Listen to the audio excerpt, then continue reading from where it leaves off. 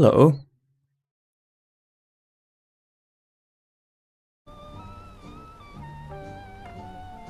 We live? I think we are.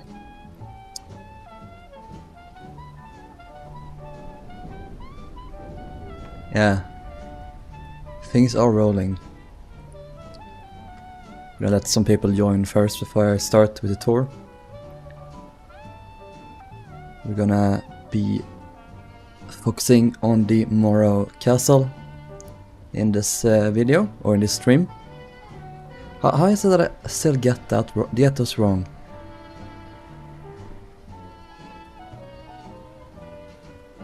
I guess I missed that stupid. Let me zoom in a bit. Yes, we can.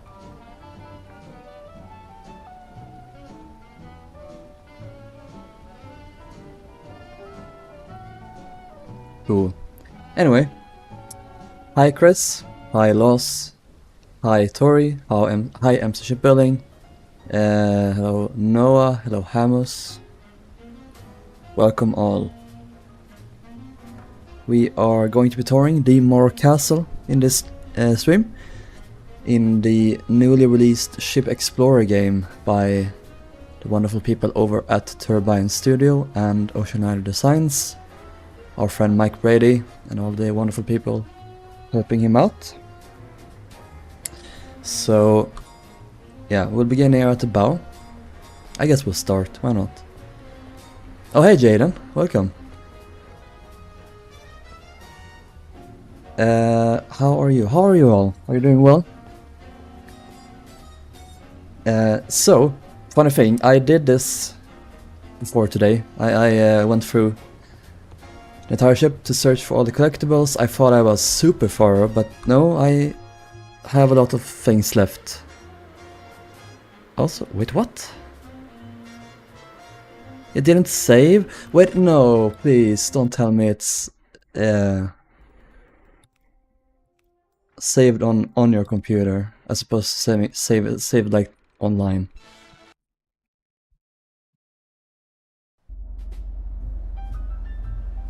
I'm gonna actually cry.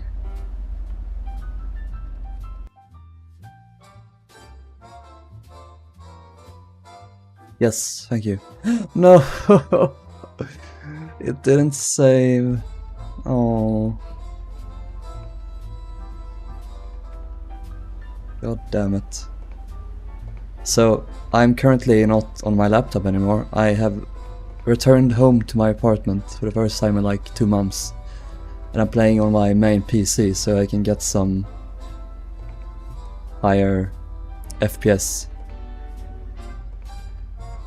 Why did that save online? It should save online, right? Oh, look at me, I can do cartwheels. Not cartwheels, what are they called? Somersaults. Nice. That's a shame. I wonder if that's like a setting. That's video. Apparently not. Anyway, I guess we'll try our best with Morro Castle then here. Let's try and get everything. Because I had like a couple of postcards left to find. But I didn't. I didn't get them all. I guess this is our second chance. Let's go all the way to the bow and let's turn on middle of the day. I hope they eventually can get rid of these storms that happen that you can't turn off. Really annoying. Yeah, I'm gonna make my way to the bow and I'm gonna read the chat real quick. Did you just start? I get to watch for once. Yeah, I am kinda impatient. I wanted to get started. Get to watch for once. Yeah, you slacker. Oh, welcome to the stream. Hello Gus. Wait, since when did the stream start? Would I have to refresh? So 30 minutes left. I'm sorry. I'm impatient. Okay? They have an own flame verse too. What? Oh, yeah. We're gonna check that out later. Hello, Oceanliner world.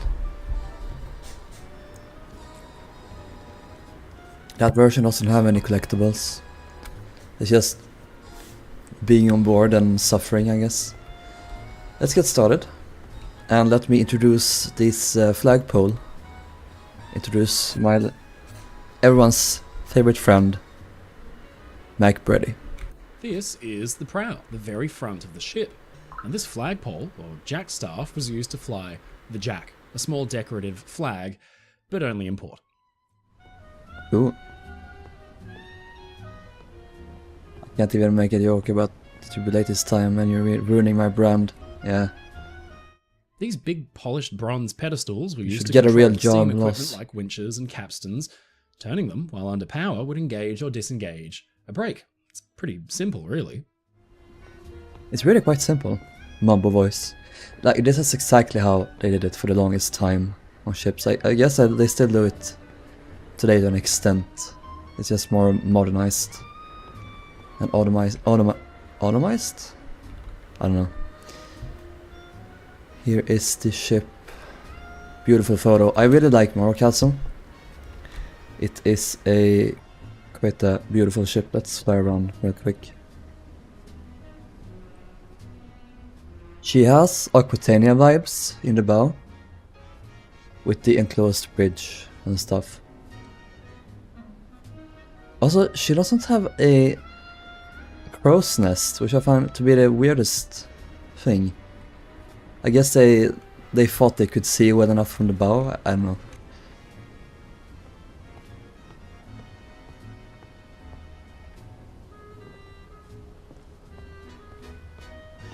I tried to get a job at my local recording shop, but they denied me. Yeah. Skill issue? No, sorry. This big windlass was used to wind Getting a job Morro is hard. Castle's twin anchors, each weighing around 5 tons. So it had to be a pretty heavy-duty bit of kit to pull it off. This was used for the anchor chains. How? Because you had the anchor gear over here, so I don't know. Let's see if I can. I got this one.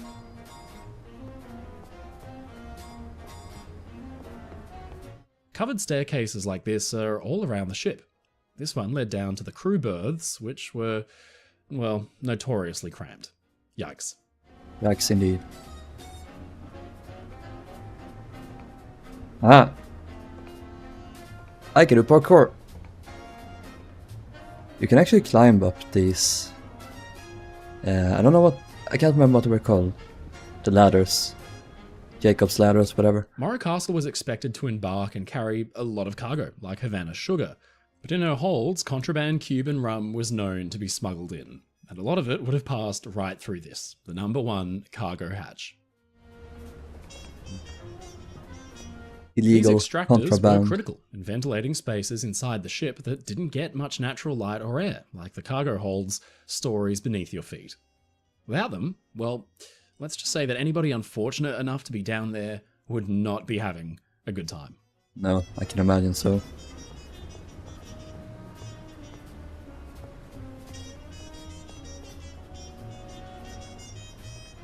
Searching for if there are any photos around here, because there is one over here. Hidden. A passenger poses in front of a low towering palm while the local climbs it and dangles perhaps as many as 3 or 4 stories in the air. So it excites.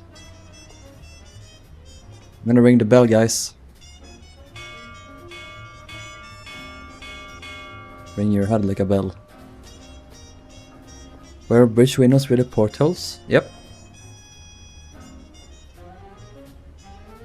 It's not often you see that on ships. And here's another photo. Or thing. Found piece of history, that's what it's called. Ward line, that's the shipping line that owned the Morro Castle, as well as the Oriente, which were her sister ship. They also use turboelectric propulsion like Normandy did.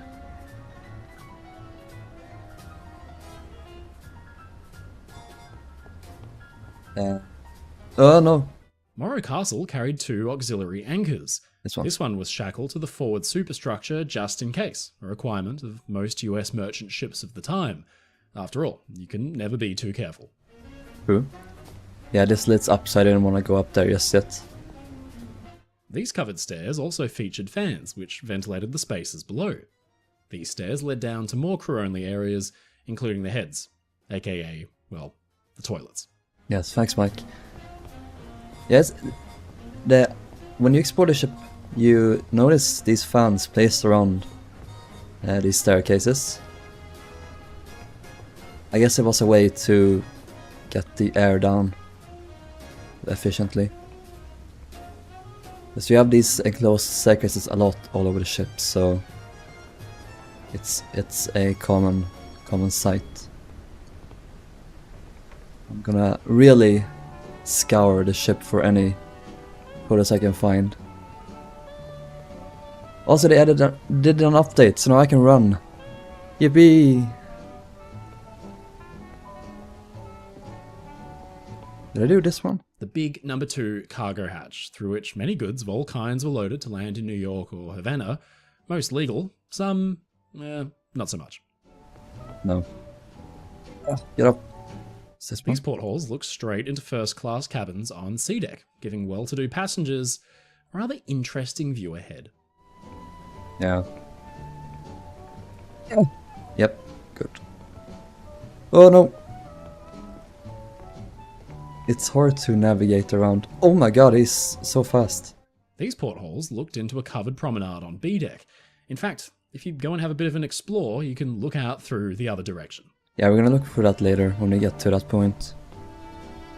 Is there anything over here? No. You can't get up here because they removed, so you can't vault anymore. I think that's how you say it. Like you can't get up here. You could before. So we need to hop down from the deck above, basically. But I think that is all on this deck. Unless there's anything up here. No. Yeah, that's all. Let's get up. When is the next stream for Britannic Georgic? Maybe we'll do that later. We'll see how much time we have. Let's walk downstairs. This is the enclosed promenade. You can see the modeling is a little bit simpler here compared to Grand Voyage. Which is why they aren't charging full price for the game. It's not a game, it's more like a museum experience, which is what they call it themselves. Here's a photo of the promenade deck from a brochure. Like shares in the comfort of the enclosed promenade deck.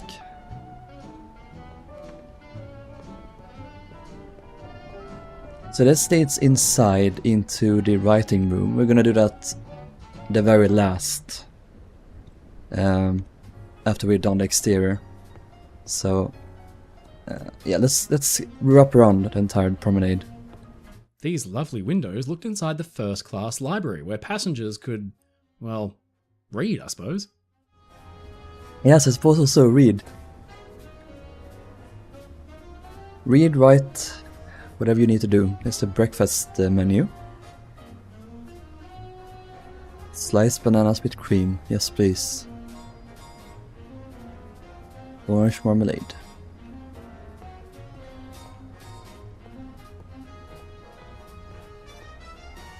Nice views here.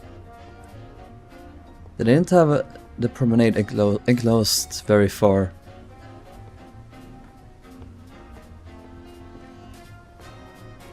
These floor-to-ceiling windows looked into the magnificent first-class lounge and ballroom with its plush furniture and ornate carvings and panels. If you want to take a look, you can get in through that door right there. Yeah, we will soon. Calm down, Mike. Don't be so impatient. I wonder if there are any photos like hidden beneath or behind the deck chairs. That'd be evil. But I would not put it past them. They are a cheeky bunch.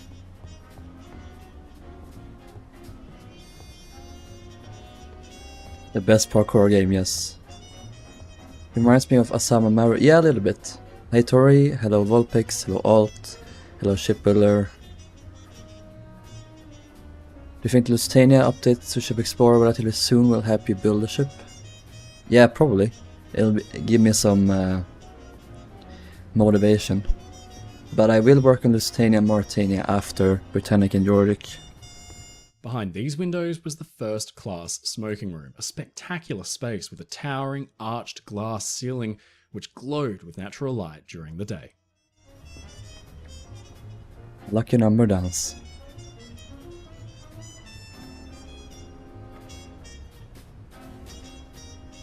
Lucky number dance is lost to history, sadly.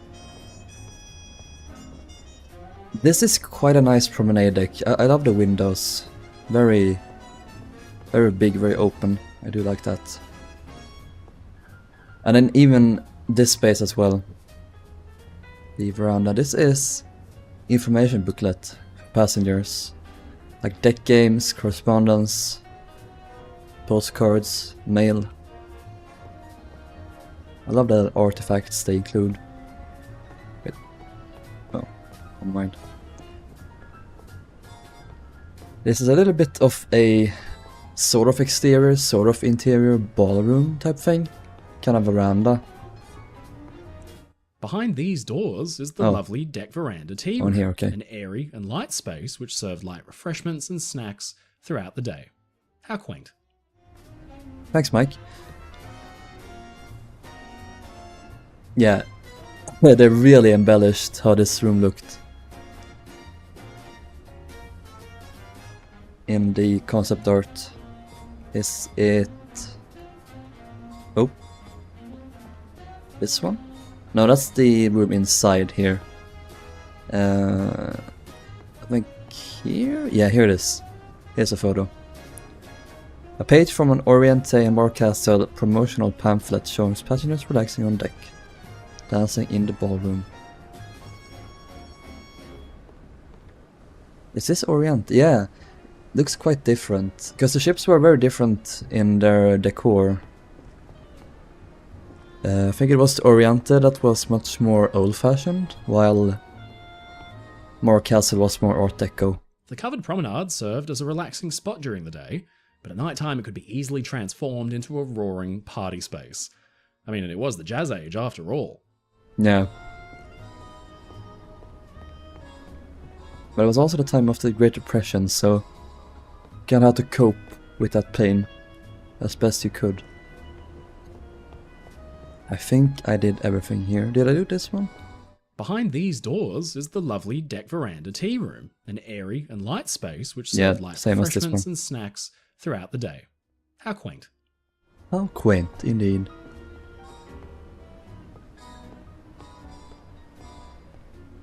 I think that it's just mirrored on this side. Behind these windows was the first class smoking room, a spectacular space with a towering arched glass ceiling which glowed with natural light during the day. And this goes inside. Hotel Parkview.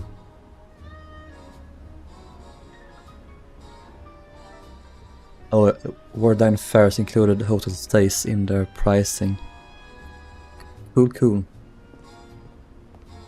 Hey Alex.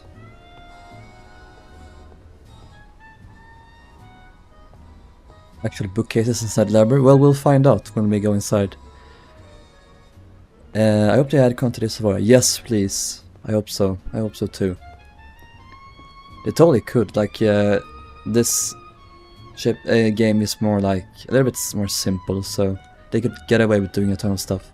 These floor-to-ceiling windows looked into the magnificent first-class lounge and ballroom with its plush furniture and ornate carvings and panels. If you want to take a look, you can get in through that door right there. Warning, passengers are cautioned against playing cards or other games of choice with strangers in order to avoid professional gamblers. There should be any aboard. They had it on Titanic as well. Like, that problem has been around forever, and I think it's probably still around today, honestly. Because people can't help themselves. These lovely windows looked inside the first-class library, where passengers could, well, read, I suppose. Read, I suppose. Was there anything over here? No, I don't think so. Let's make our way aft. Let's run. So much nicer now where I can run, don't have to walk. It's like when they added the sprint function to Minecraft. Where's a photo I forgot? The group posed with one of the ship's life rings, with the lady at left posing some rather appropriate nautical themed trousers.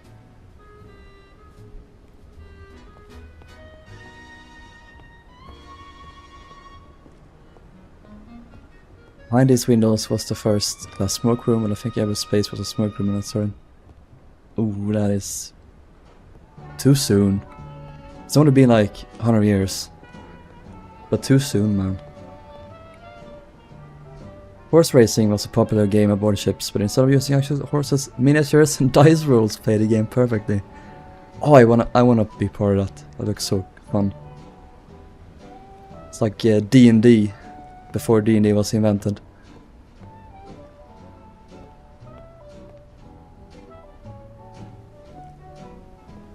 My life just blew up like 10 minutes away. What's up, Darcy?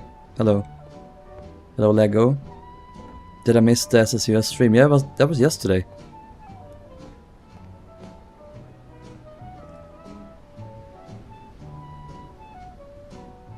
Need tons of alcohol. That doesn't sound good.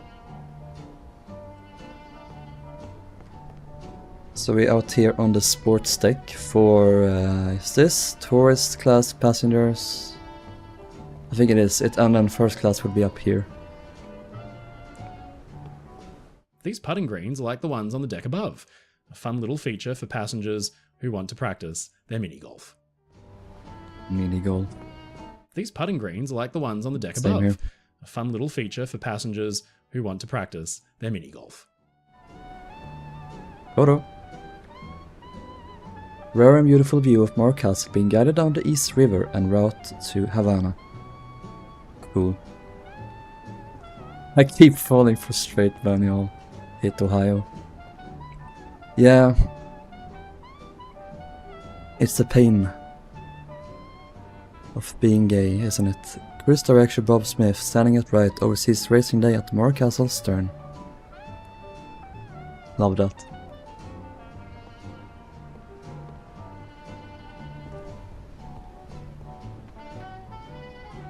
You are invited to participate in the fancy dress dance to be held this evening in the ballroom. Costume nights. They had so much fun on ships during these times, like, yeah, they had to be so creative. These days we can just go to the casino or do modern shit, I guess. Advertisement for Worldline's budget cruises to Havana.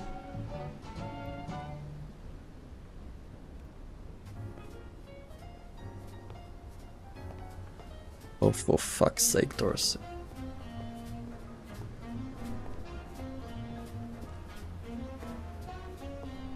Yeah, I really don't know what to say to that.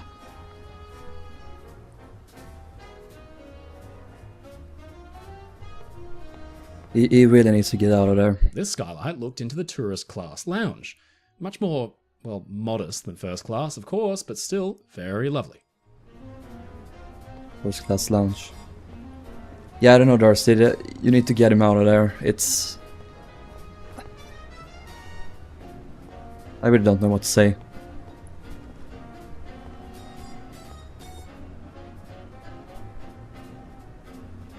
This skylight looked down into the tourist class smoking room and provided that much needed light and air so its denizens didn't choke on their own smoke.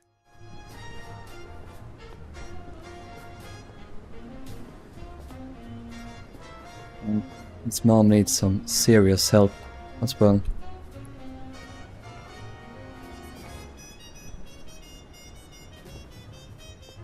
Did I miss anything? I did that one.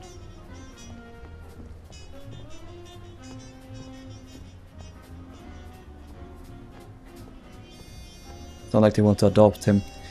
Can't you bring him over for a while? Until things settle down. I mean, it's not a simple situation, but you gotta get him out of there. In summer, he doesn't deserve very, that. Very hot. But Morro Castle didn't have an outdoor pool. Instead, passengers could cool off with these multi-headed showers. How clever.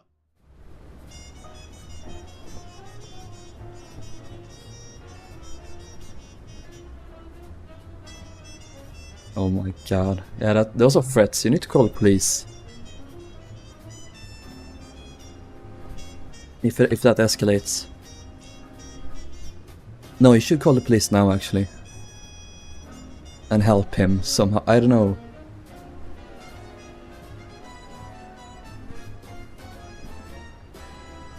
They can't, he's an adult. Like, they can't do that. It's so fucking stupid. Oh.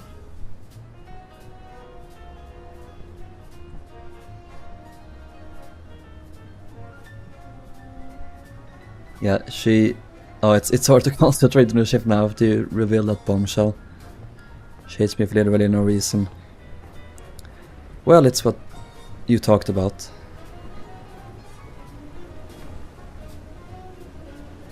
Her mental health went downhill, as you said. Okay. So, Morro Castle had this... Okay, nice storm, thank you. Very fitting. Anyway, we have the showers here. They didn't have a pool, so they had showers to cool down. Surely they could have, like, had a... what do you call it? Portable pool, one of those you have, like Mauritania had during her cruising years. And then up here is the docking bridge. We have the wheel here to engine or telegraphs on the sides. The docking bridge was usually off limits to passengers. It was really a working space where crew could coordinate arrival and departure because ships had got so long they needed somebody stationed at the stern to make sure nothing got hit.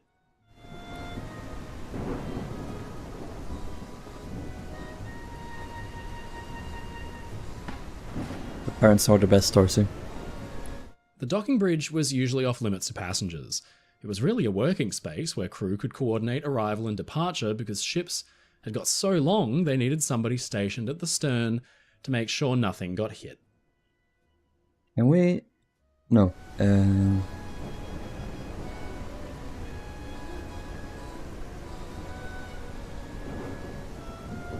No, we still can't turn off the storms. It's so sad.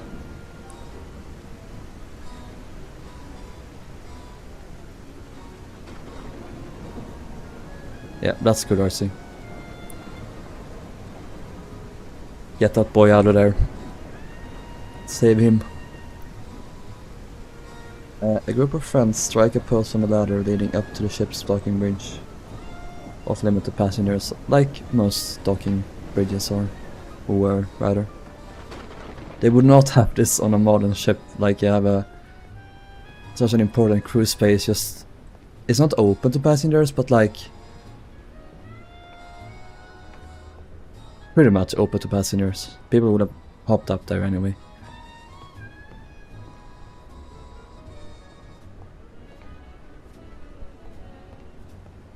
Yeah, go hug your parents, they deserve it. So that leads down. There are 2 enclosed promenades. There's one underneath here. Photo? You also been Claire de Moran, we're a Philadelphia couple who were married just days before they set off. When you want to say... Both survived, that's good. It's not one of those stories where they get married a few days before and then one of them dies during the sinking or something. Something tragic like that. So, it wasn't just the ships that were the focus of attention. Worldline also advertised Cuba itself as a destination. Nice. I don't know much about Cuba during this time, but I feel like it wasn't as nice as Paris, probably. This door led to the tourist class smoking room. Cigars, anyone? No! No thank you, Mike, but thank you for the offer.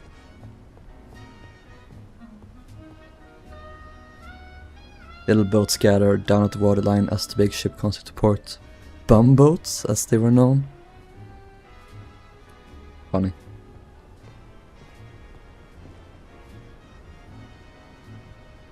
Could you imagine Oasis class or Icon class just have a docking bridge back there? Yeah.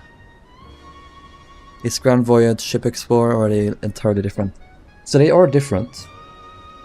Grand Voyage is like an actual voyage. You're supposed to you board a ship in a port, step aboard, you play deck games aboard, walk around, do tasks. It's a bit like an adventure game, while this is just virtual sailor. You walk around ships learning facts. That's pretty much it. So this is a simpler game. Francisco Hood, the Betcher, was an 80-year-old champion. Remember? Was known as France. Okay, this guy can get it, by the way. Body. Anyway. This door led into the doctor's office. In fact, the ship's doctor had his own stateroom right next to the office, so that he could care for any passenger at any time, even in the middle of the night. Nice. Doctor was close at hand. Phil Sirs, Charles and Selma. Newlyweds. Did they survive? I don't know if they did. Bumboats. Mike should offer me Jägermeister instead, god. Oh, that's the most disgusting drink possible.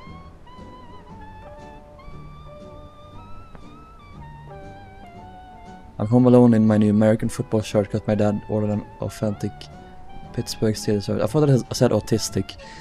We are all autistic here, but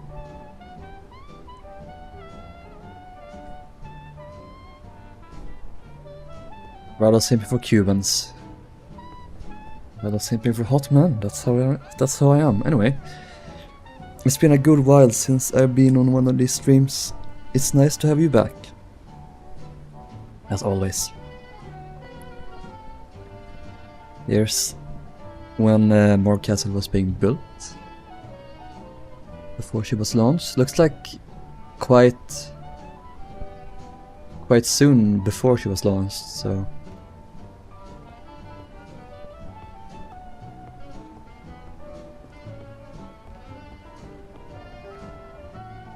Alma Hill was a stenographer for the Royal Indemnity Company in Philadelphia. He traveled alone.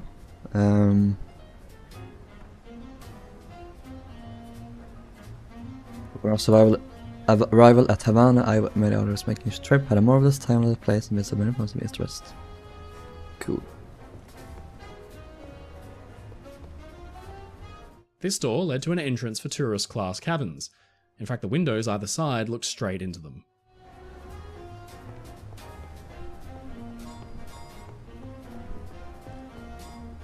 This door led to an entrance for tourist class cabins. In fact, the windows either side looked straight into them.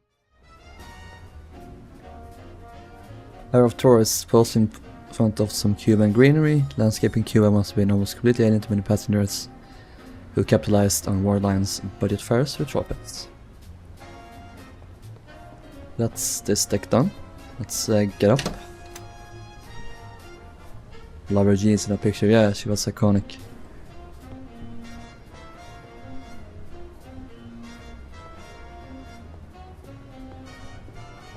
I think we did everything here, so let's head back up. We did everything here as well. Did we do this one?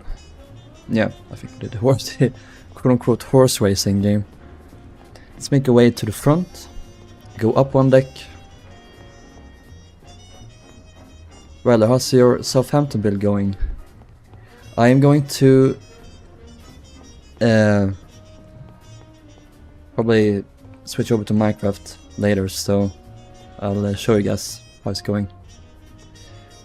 Oh, one more thing before we continue. Okay. I'm gonna get down here, because there's a photo here. Have you guys played the course video game when you're jumping on all of these like mountain cliffs? This is how it feels like. Oh, look at her! She's such a gorgeous ship. She's so stumpy, I love her.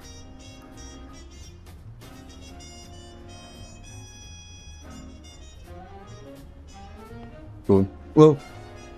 Are you? Okay, good. Nothing more over here. You can't get in here anyway, I don't think. And also before you could actually get up here. They removed that in a patch today, so... These portholes looked into a covered promenade on B deck. In fact, if you go and have a bit of an explore, you can look out through the other direction. Thanks, Mike.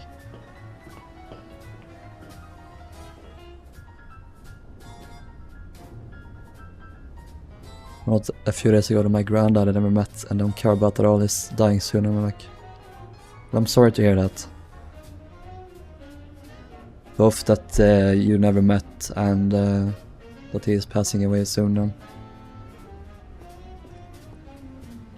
I didn't have a relationship with my granddad until a few years after I was born.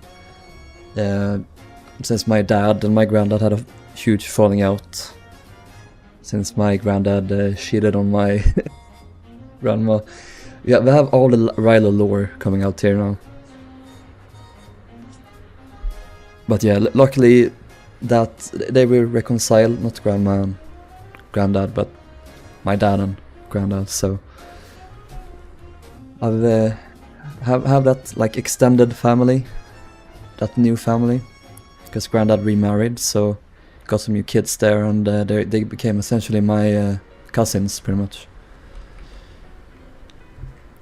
Friends posed with an officer in his summer whites. It was tradition for officers to wear their whites in hot climates because it helped keep them cool. Cool stuff. That's fun. I'm trying to get back into some survival this week, but I haven't yet. I need to... You're making me miss Riley SMP.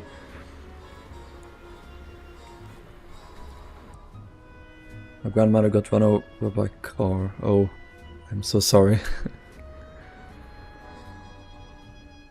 He left me there when I was 8 and I never wanted to... Yeah.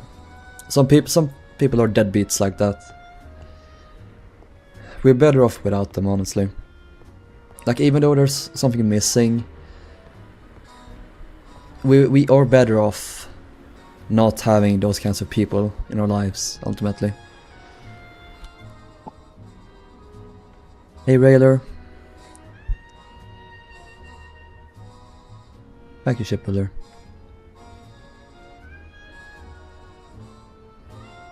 Thank you, guys. I just met my father's mother in the first time in almost 15 years. A few weeks ago. How did it go? These windows looked into some of the finest and biggest rooms on the ship, the A-deck suites, which were occupied by the more well-to-do passengers aboard. It's weird how things change, right? Because during ships of today, you can't imagine that you would have suites like next to an open promenade where people could just go and look inside. Oh, that's ominous. This guy is scary. I don't know why. Creeps me out. One of Morro Castle's deluxe suites shown in glorious color by the word line. I dig these interiors, by the way. Also the bathroom in there you can see. And here is the lifeboat. Morro Castle used some fancy new lifeboat lowering devices called gravity davits, which were a huge step up over what had come before. In fact, this kind of davit is still largely used today. He was a front runner of these new gravity davits. I wonder why they didn't make them connect to this section. Just have them on a pillar like that.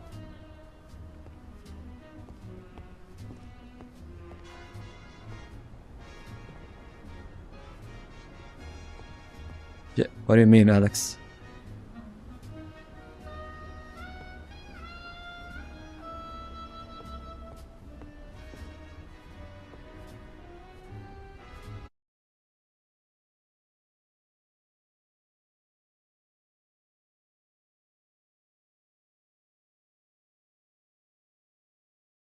I'm really out of the loop what you mean right now.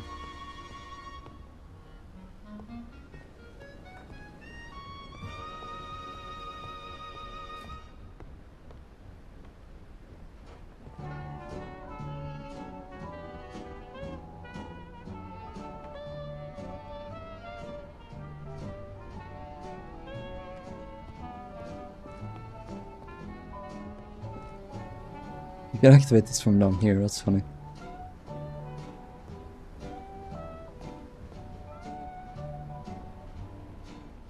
Also, if Chris is still in the chat, I saw your computer. Nice. Your laptop. Let's move out.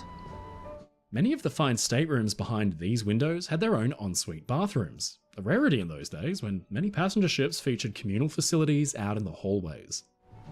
Cool. Cool. We have some deck chairs here with a brochure.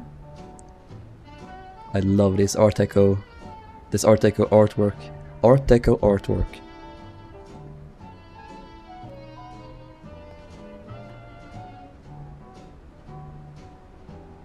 One second, guys.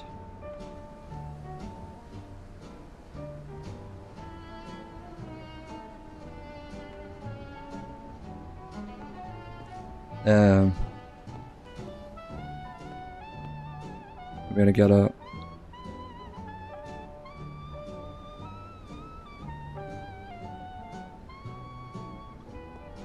Oh dear.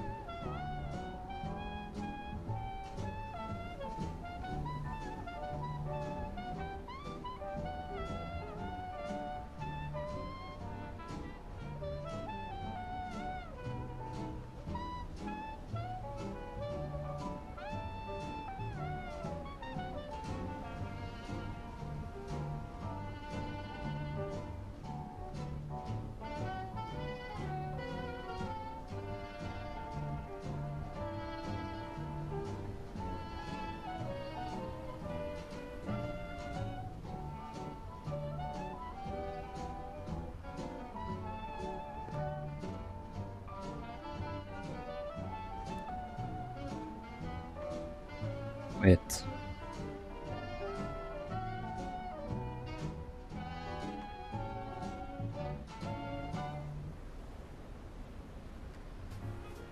Photo next to the door. I think I took this one.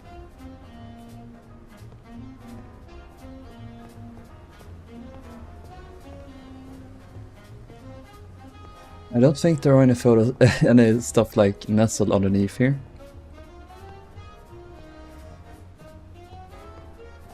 These big windows looked into the palatial first-class ballroom and lounge mezzanine, which was the upper story balcony of the entire complex.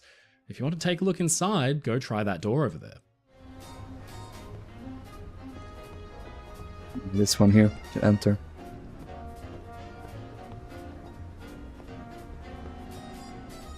These windows looked into more of the fine A-deck suites, which were the finest aboard, with en-suites to boot. Yeah, it's all good. It's all good.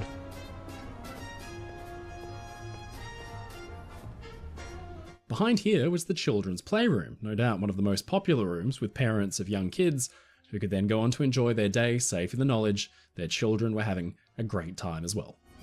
Yeah, I was chatting with Alex, so... This door led into a main entrance for first class, the aft main staircase. It connected A-deck with D-deck way below, and just in case you didn't feel like stretching your legs, a single elevator was provided for convenience. Okay, just in case you're lazy. Lazy fucks. It's like Robin Darcy from THG. Now, you always used to tell me, only women take elevators. Morro Castle needed to Don't keep be its passengers sexist, Robin. entertained. It proudly boasted some putting greens, so some sporting folks could practice before hitting the green back ashore. Cool. Yeah, don't be sexist, Robin, because men can also be lazy. Like shit, how do I send rather lots of memes and random shit to this Instagram? You send more than memes. It's the firstest shit in the world right there, and I wouldn't have it any other way. Anyway.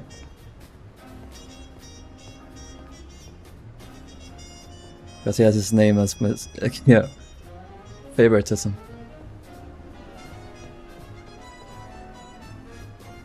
Passengers post on a sun deck with a life ring on a windy day.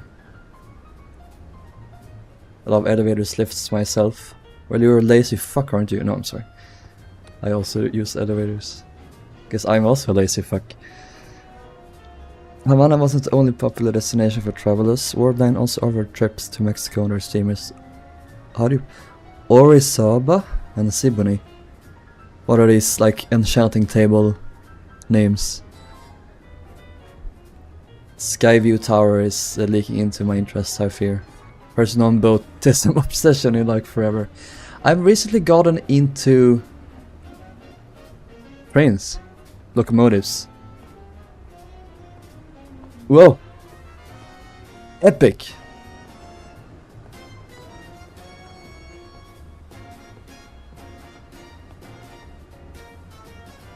This brochure clipping gives a good view of the aft sun deck's canvas awnings rigged to protect from the sifting heat. In the Gulf of Mexico, it's not called anything else.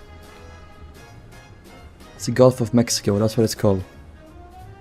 A group of friends poses on the aft sun deck. Tall canvas awning supports overhead.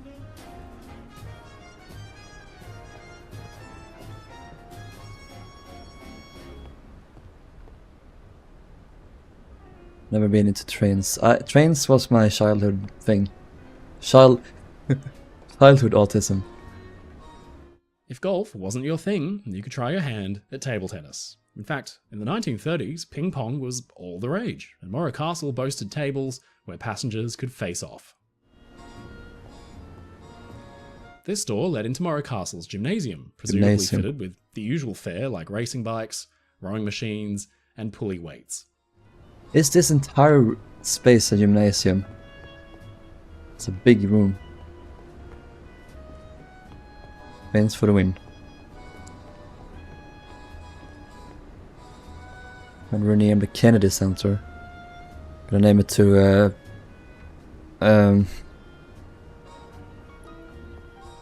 some Confederate General Center probably. Because he loves being racist. A tall giant and a lady posed with a life ring. Posing with life rings was popular for souvenir photographs because it was also got shippers. That's true. No, this is Row Castle. What ship is that? Welcome back, Janon. Yeah, I'm a little bit the same, Dorsey. Like, ships have always been the #1 thing, but... Tightrope walking. No, it's when you... What is this?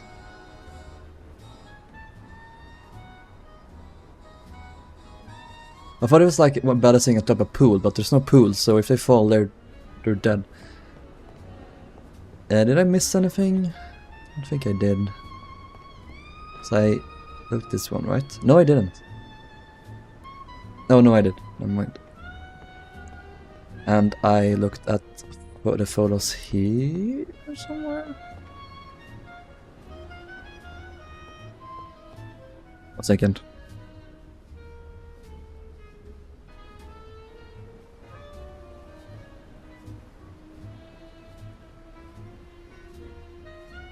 Once for the win.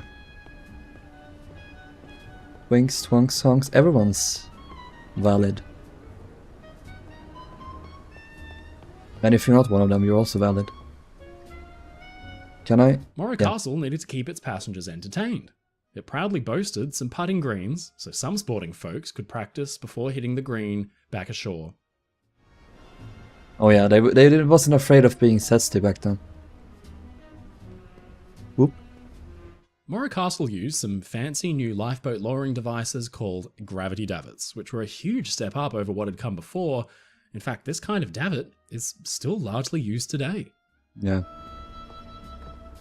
Mentality, he is not in the chat anymore. I don't know if he was, because I didn't see any messages from him. This door led into a main entrance for first class, the aft main staircase. It connected A deck with D deck way below, and just in case you didn't feel like stretching your legs, a single elevator was provided for convenience. For me it was Trains and Titanic, which later all the ships, you know, nice. Yeah, I'm really into British trains. I built some locomotives on TSN, and I will build more soon. Behind here was the children's playroom, no doubt one of the most popular rooms with parents of young kids who could then go on to enjoy their day safe in the knowledge their children were having a great time as well. I also follow the Unlucky Tug. He is a Thomas the Tank Engine YouTuber. I don't watch the show anymore, like I did when I was a kid. But I do watch his videos just to get some nostalgia, and I really enjoy them. These windows looked into more of the fine A-deck suites, which were the finest aboard, with en-suites to boot. That's that I did binge the Tugs show earlier this month, and I love it so much. I wish Thomas was like that, a little bit more adult. These big windows looked into the palatial first-class ballroom and lounge mezzanine, which was the upper story balcony of the entire complex. If you want to take a look inside, go try that door over there. I will try that door over there once we have done everything we can outside. Another photograph here? No, okay.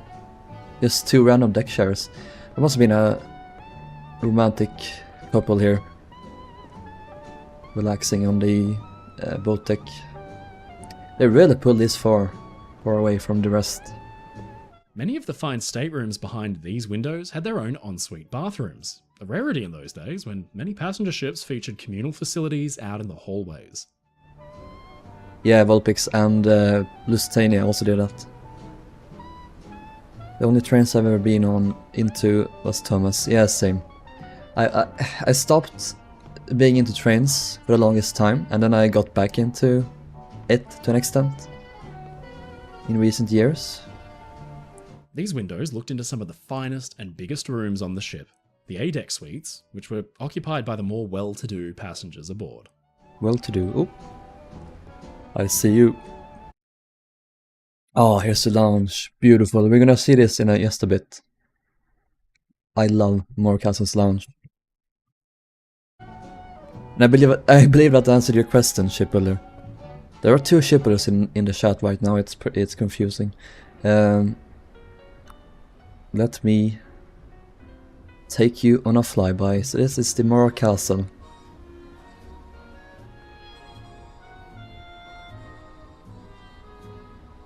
Can I fly faster? I can! Cool. She gives Aquitania vibes compared to, or in combination with Empress of Ireland and I guess like the Johan von Oldenbarneveldt, whatever how you pronounce it, Laconia, with the Promenade situation, and then that's like a tiered stern, stacked stern thing.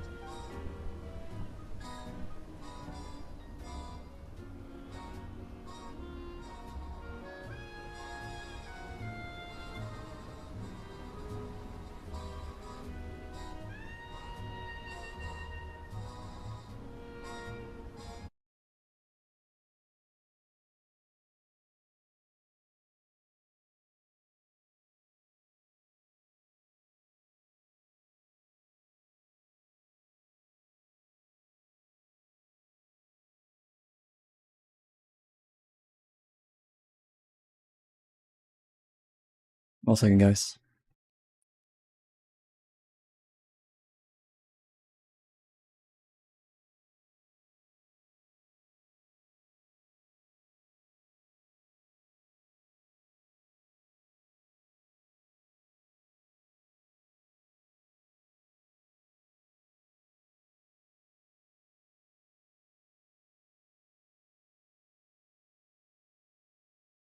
One second.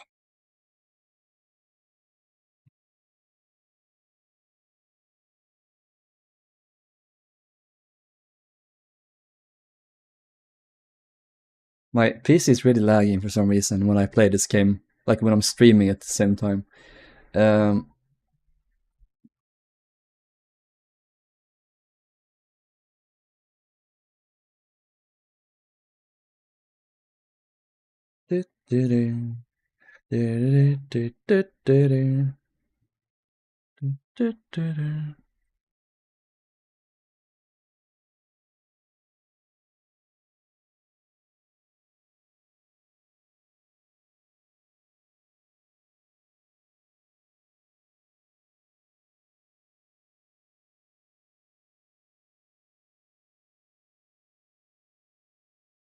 I wonder if the sound paused as well in the stream. Can you guys tell me if it did?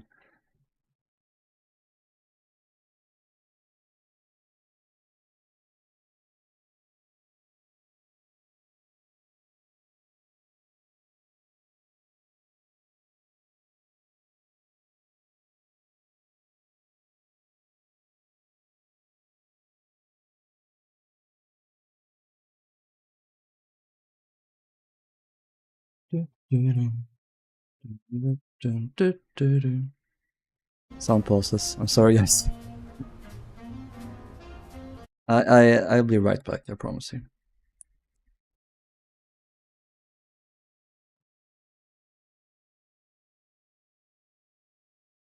This cannot wait.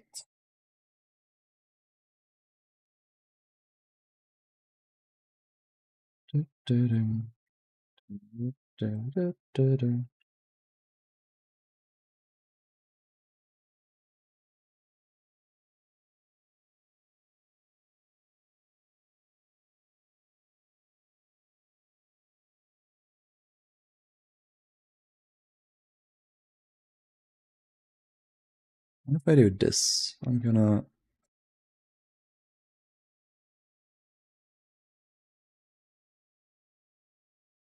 sound pause as I fear. I'm sorry. I will be right back with you.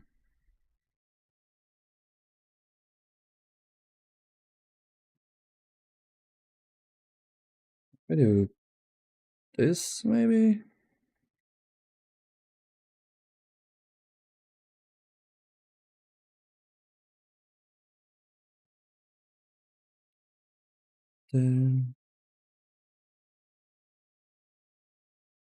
Test. And we do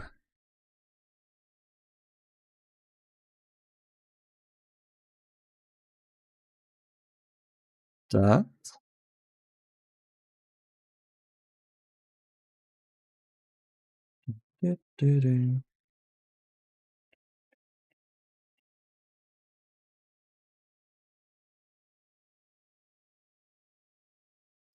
Alright.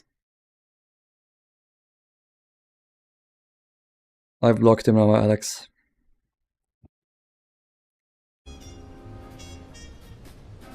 We don't allow pedophiles on these streams.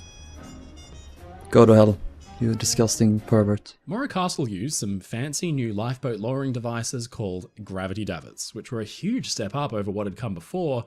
In fact, this kind of davit is still largely used today. People in chat aren't gonna know what I mean, but that's fine. I just don't have to worry about it. Page from the Morro Castle and Orient Handbook shows a photo of one of the finer first-class staterooms. Cool. And we've been down there. Have we done all of this? Or do we need to... Chat, remind me. Did we do the other side? I think we did, right? Walk up. Walk up backwards.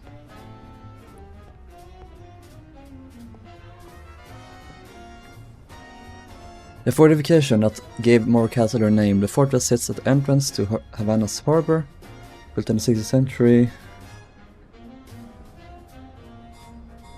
I'm gonna go quiet again.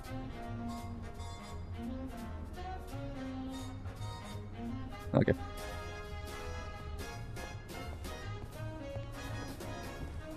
Thank you, Alex, that you told me about that, because I didn't see the messages that he sent, so... This door led into the chart room and the bridge complex. The captain's cabin was very close by, just in case he was needed in a hurry.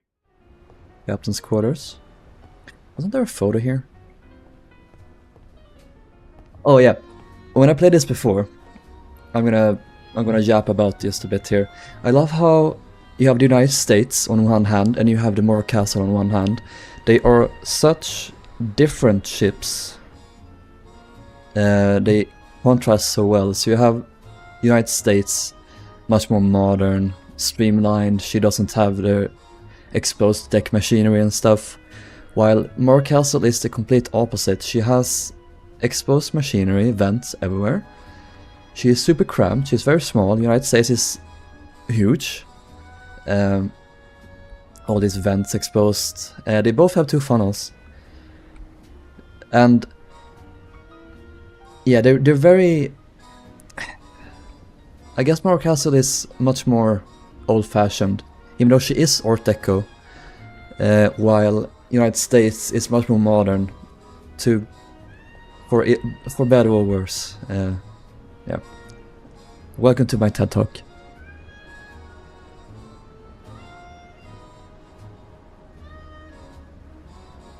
Flower on the other side, okay, that's good. Much better than the US. I don't wanna... I like the US, okay. I do. Oh, here we go. George Rogers, this guy, what a character. The guy that everyone thinks lighted the fire. Isn't it possible that the fire was accidental though? That it was like faulty wiring or something? I don't remember from Mike's documentary that well, but... This door led into the senior officers' quarters. Keeping them all close to the bridge was a good idea, so they could react quickly in any emergency. Okay. This door led into the chart room and the bridge complex. The captain's cabin was very close by, just in case he was needed in a hurry. Oh, and here's the introduction thing. Everyone praise Liam Sharp, he is a fucking god. And Filippo as well for the interiors, and of course Matt, CJ and Elliot for the programming. Absolute best. We praise them. We do.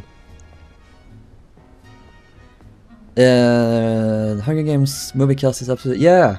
Also they cast Edwin Ridings from Young Royals, which is so cool because he's Swedish. I love it. I'm so gonna watch it. I wasn't really into the... I wasn't interested in the President Snow prequel, but I'm gonna watch this one because I love Haymitch. Captain Robert will mouth stands proudly beside the compass pinnacle. Yeah, he was one that died. And there barely were any bones left after the fire. Young Royals, I've never seen. Oh. I just have a crush on Edwin and Omar as well.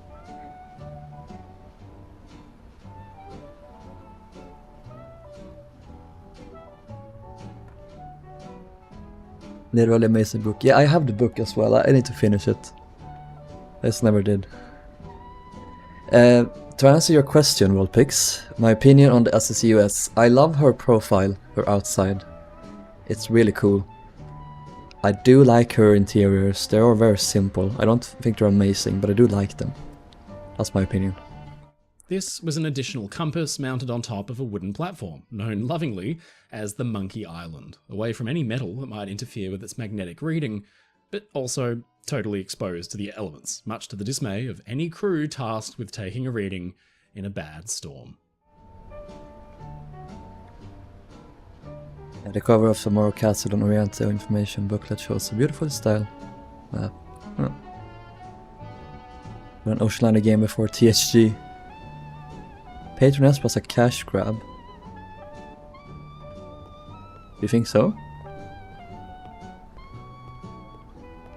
I like Patroness of the Mediterranean. This skylight looked down into the chart room. Dirty and Captain and accurate, senior but officers reviewed their maps, but they were all very familiar with the New York to Havana route, so you wonder if they studied many charts at all. At least, they had some nice sunlight to do it, if they needed. nice.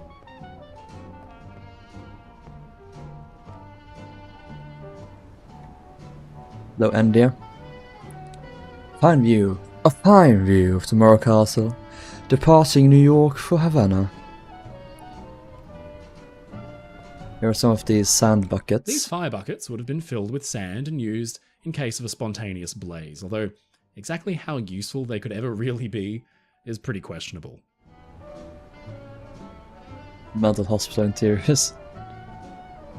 This skylight looked into the officer's toilet, so maybe don't look too closely. No, I'm gonna... Whoop. Hello, what do we have here?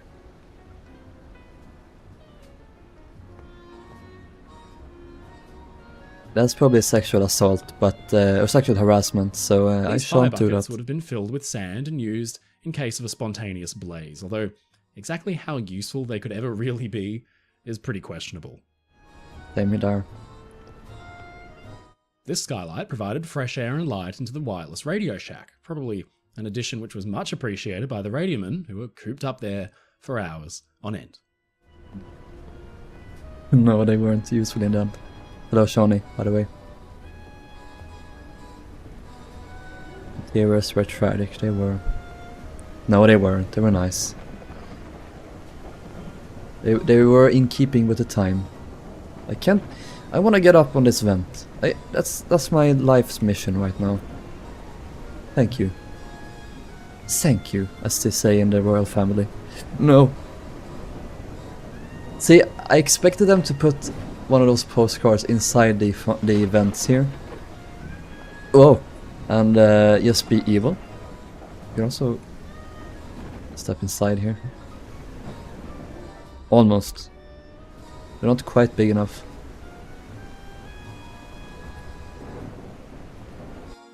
46 out of 68, 41 out of 53 facts. So we're pretty close. We should head down. We just skipped the deck below. Did I do all here? We have this one with the captain. We have this with the brochure. Brochure. Yeah. And we did this one, I think. Yeah.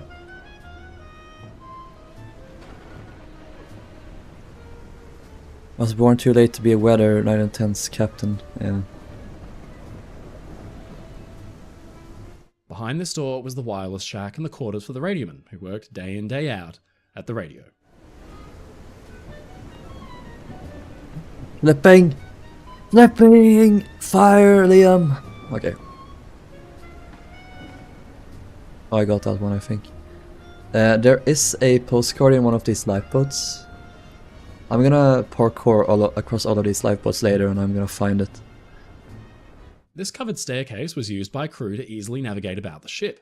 It led straight down to the first-class cabins and hallways on A deck below.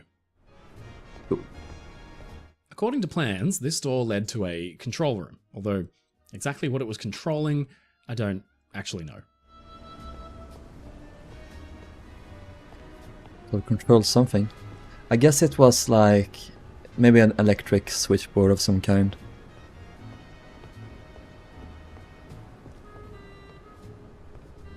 And we were up there already, so I'm my way up here.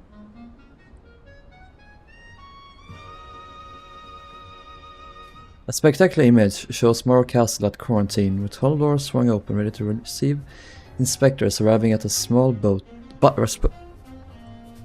Arriving by small boat, just about to stern.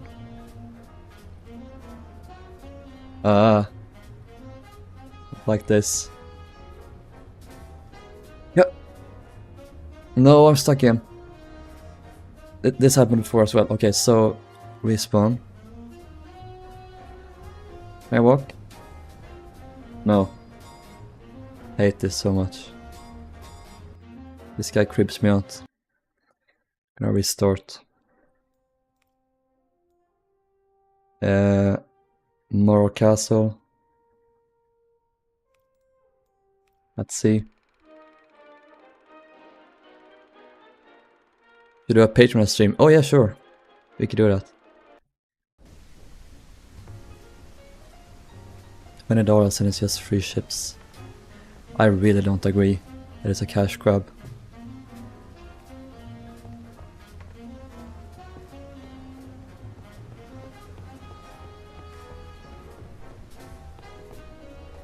I really don't. I'm gonna update this over time as well with new ships. So it'll be a live action game. I feel like people expect so much. People can never be satisfied. It's $20. It's not that much. There are some ships are going to be paid DLC, but some will be free as well.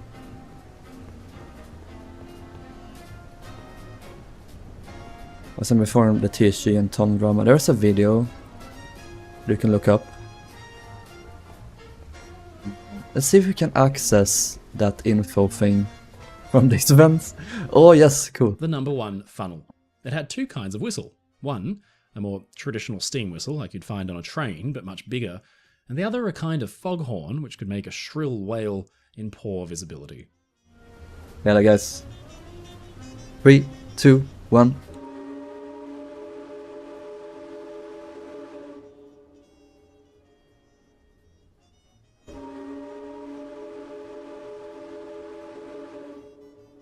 Yeah.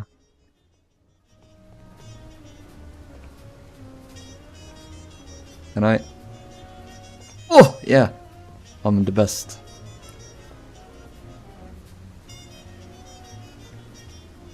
Lowers full profile view of Morro Castle being nursed into her birth. Honk honk.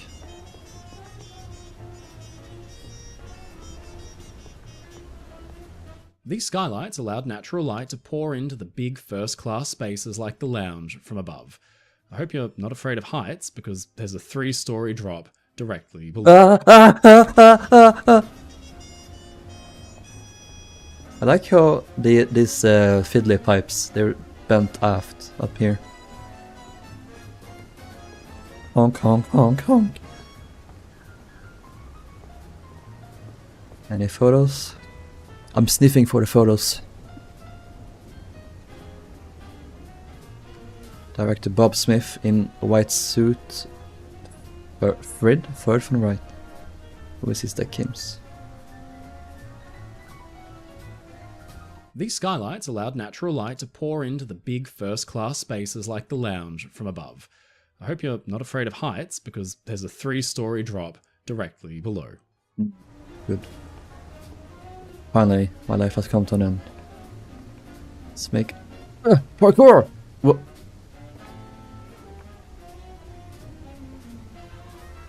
Nice. I'm the king of the world! Okay. Let's make our way down.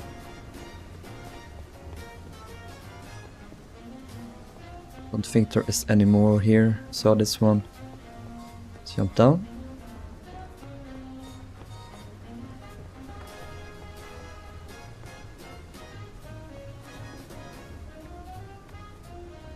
Helpful and colorful map of Havana was supplied, shows tourists where to go and what to see.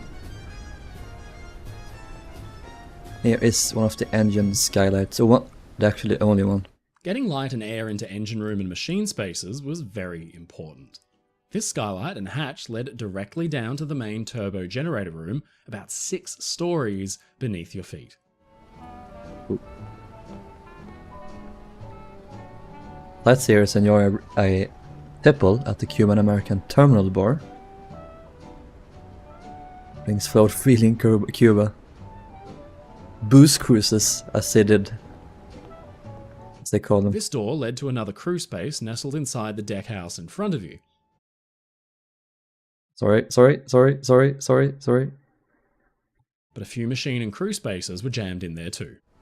Yeah, okay, so crew spaces, stuff. That's all I need to know. Oh, here. Cruise director Bob Smith confers with agent over some thought-provoking paperwork. Bob Smith seems like a good guy, while the captain itself, not so much. This staircase led straight down to the first-class spaces below and gave crew an easy run of the ship without having to deal with any passengers getting in the way. Cool.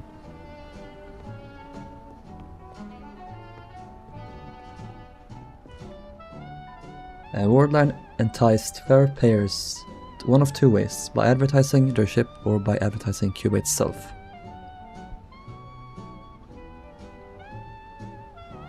Nice. We do love Bob Smith. This pair of great big skylights allowed fresh air and light into the gorgeous first-class smoking room below. Obviously, this was a big deal, because with all those cigars and cigarettes, without fresh air, things would get, well, smoky. Actual nightmare. If you smoke, fine. I personally think smoking is disgusting. So, I love smoke rooms, like the decor of them in general. I would have hated to be inside. Great big skylights allowed fresh air and light into the gorgeous first-class smoking room below. Obviously, this was a big deal, because with all those cigars and cigarettes, without fresh air, things would get, well, smoky. Are there two skylights in the same room? I think there is. This skylight allowed fresh light to stream into one of the main passenger stairwells, leading deep inside the ship. There.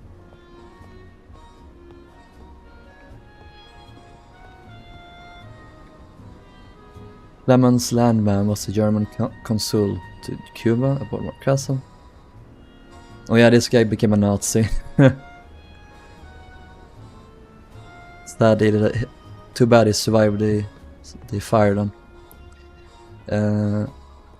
There was a photo over here, yeah. Friends pose with a life ring, while the lady at the left looks to be taking a shot at the shuffleboard. Cool. Alright, is that all on this deck? I think it is. And we did this one. Okay, it's time for some parkour. Alright.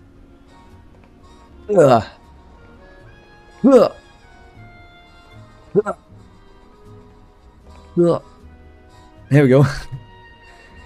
A card shows one of the Worldline's vessels from around the turn of the century. Monterey or Havana.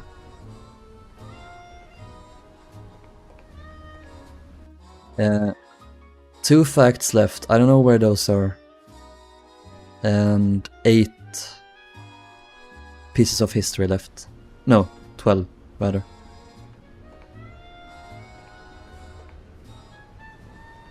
I am not sure. We just have the interior spaces left, and I don't know if there are enough. These skylights allowed natural light to pour into the big. These skylights allowed natural light to pour into the big first-class spaces like the lounge from above. Okay. I hope you're not afraid of heights, because there's a 3-story drop directly below. And into the water. Yeah, let's enter here.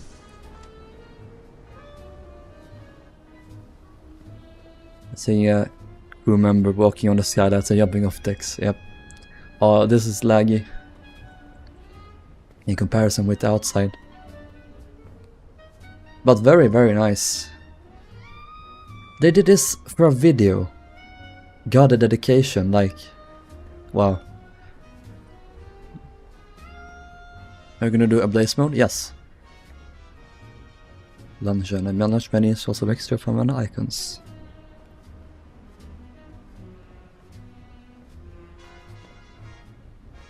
Exit.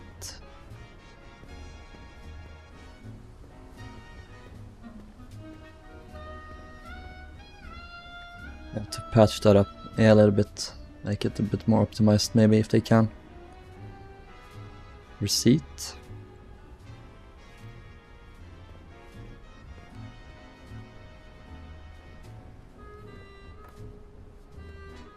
I'm looking down to see if I can, so I don't miss any photos. Yep, nothing over here. Is there really nothing over here? Alright guys, are you ready to break our legs? Nothing there. Wait. Nope. Alright. There we go. Let's start over here in the writing room where the fire started. So here it is believed that it originated from. And yes, it does indeed have a bookcase, so what can we read here? Code de la Nature, Odes de la Bourne, Via Romantatses, Hugo. Cool. This has one long negative review for the game. Oh. On the menu from 1923 shows a delicious dinner spread.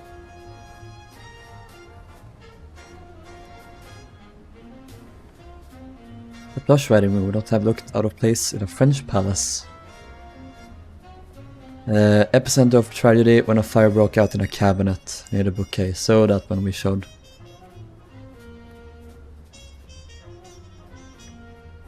And another menu. I think we saw this before, or a similar one at least. Really nice room. Very crazy colors in this room. I kind of like it, honestly. A great maritime tradition on ships was to solicit autographs from one's tablemates at the end of the voyage. Solicit nudes.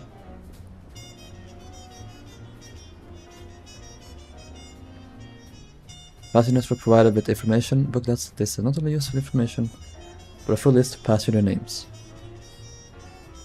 Cool.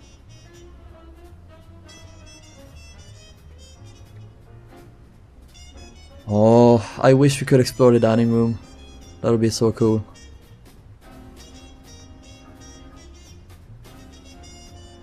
Gorgeous room. Yes, Aquitania vibes, absolutely. Which is based. Aquitania interior is coated. Just not our cabins, everything else is nice. Here's this smoke room. Oh, I like this one too. Have the checker floor. And that is Aquitania. Aquitania lounge, absolutely her. With the arched decorative elements, absolutely.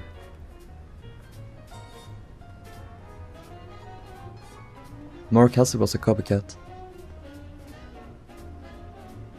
Jaunty menu, front from one of the Warline ships.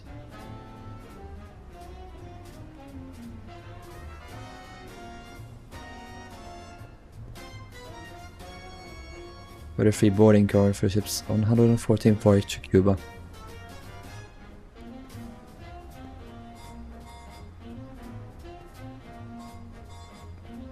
Did I do this one? Yeah. Yeah, Aquitania. Hell, Aquitania was the ship that started it. Yeah, this got all photos. Nice. Cool.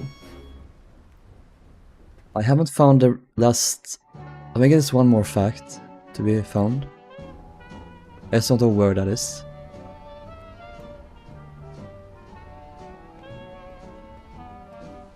I think I know what Rilhon's next product will be. That will be Lusitania and Mauritania. After them though, I think we'll do Aquitania.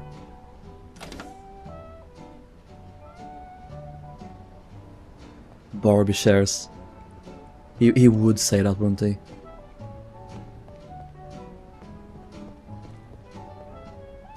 Question? No, all of the facts and stuff disappears when you're in free cam.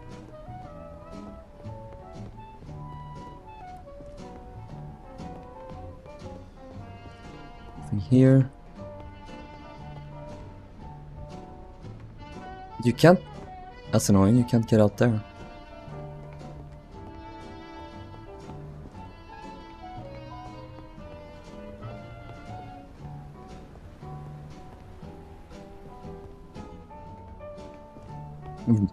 Run backwards down the stairs. Did I miss anything on the bow? Is that really the only place I can imagine where I forgot a fact? These covered stairs also... The big number 2 cargo hatch, through which many goods of all kinds were loaded to land in New York or Havana. Most legal, some... not so much.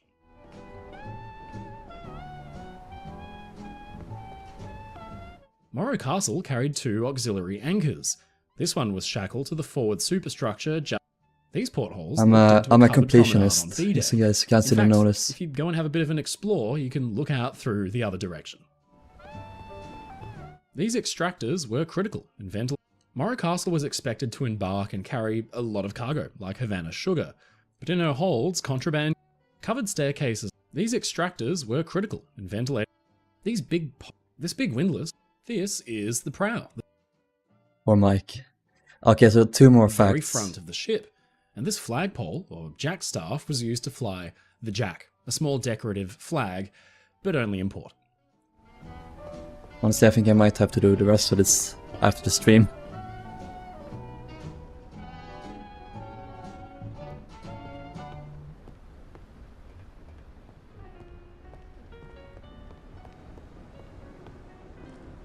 This door led into the chart room and the bridge complex. The captain's cabin was very... This door led into the senior officers' quarters, keeping them all close to the bridge. This door led into the chart room and the bridge complex. This door was very close by, just in case he was needed in a hurry. Poor Mike, I don't allow any time to talk. This was an additional compass mounted on top of a wooden platform. This skylight looked into the officer's toilet, so maybe don't look too closely. What if I want to? This skylight provided... These fire buckets would have been filled with sand and used in case of a spontaneous blaze, although exactly how useful they could ever really be is pretty questionable. Not very much in the end. The number 1 funnel.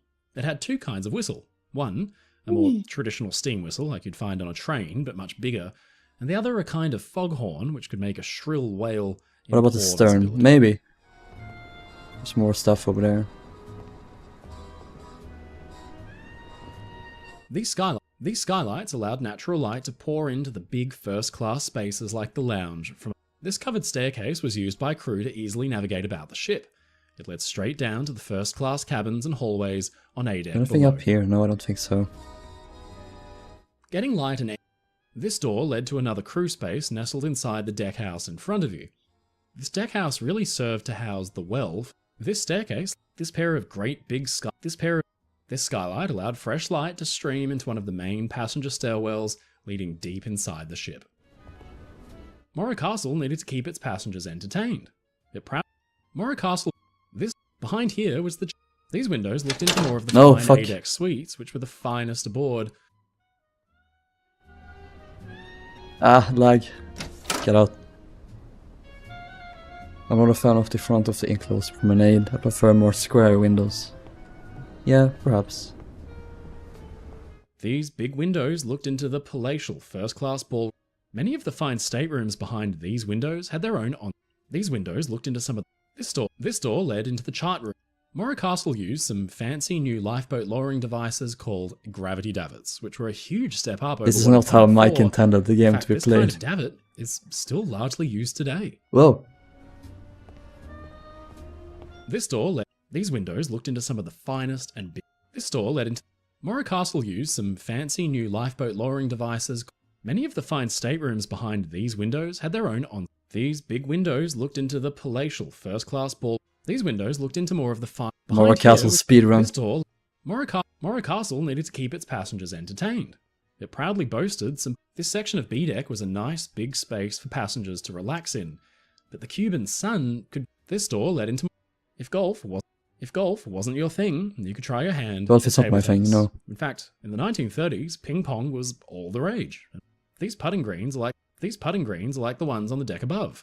A fun little feature for passengers who want to practice their mini golf. Sorry guys, I'm just gonna Behind these doors, do this real quick before we switch to the fire version. Promenade, so this was the orchestra stage for the deck ballroom. On the floor in front of you, passengers would have swayed to jazz and foxtrotted. Well, behind these windows was the first class smoking room, a spectacular space. These floor-to-ceiling windows looked into These lovely windows looked inside the first class library, where passengers could, well, read, I suppose. Read, I suppose.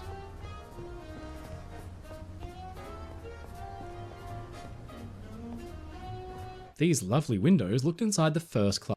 These floor-to-ceiling windows looked into the magnificent first-class lounge, and behind these windows was the first-class smoking room, a spectacular space with a towering, arched glass ceiling which glowed with natural light during the day. These putting greens are like the ones on the deck above. This skylight looked down into the tourist-class smoking room and provided that much-needed. The docking bridge was usually off-limits to passengers. It was really a working space. Havana in summer can get very, very hot. But Morro Castle didn't have an outdoor pool.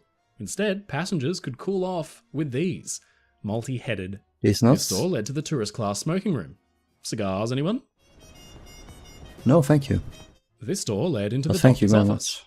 In fact, the ship's doctor had his own stateroom right next to the office, so that he could care for any passenger at Walk any downstairs. time, even in the middle of the night. This door led to an entrance for tourist class cabins. In fact, the windows either side looked straight into them. This door led to an entrance for tourist class cabins.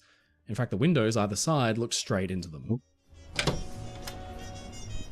Thanks, I don't smoke, Mike. No cigars for me.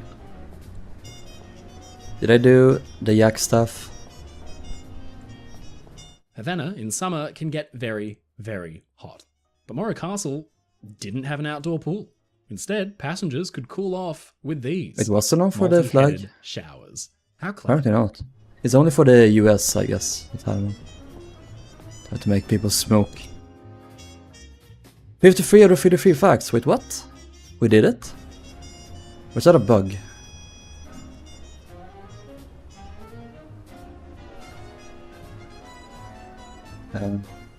Achievements.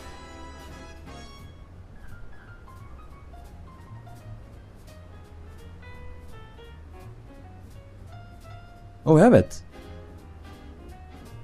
Huh.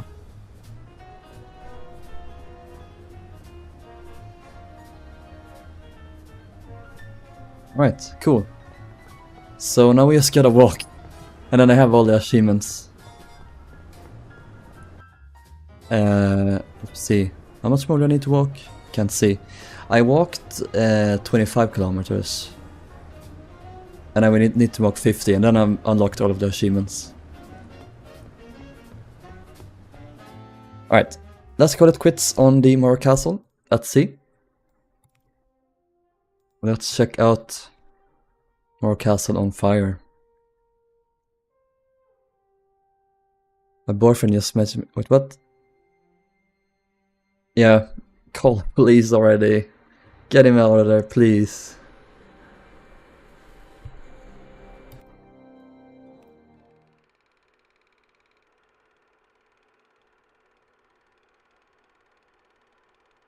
Morro Castle burns at sea.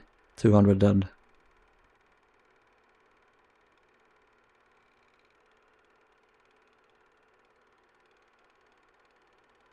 Darcy.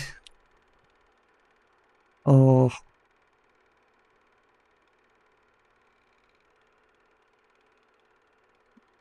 This is just absolutely horrible.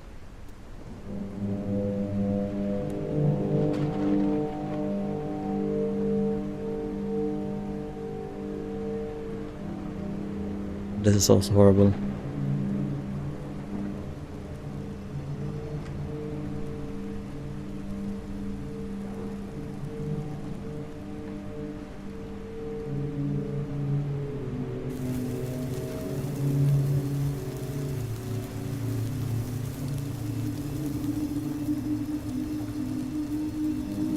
I was on my way to Europe on a mission for the Cuban Bureau of General Culture.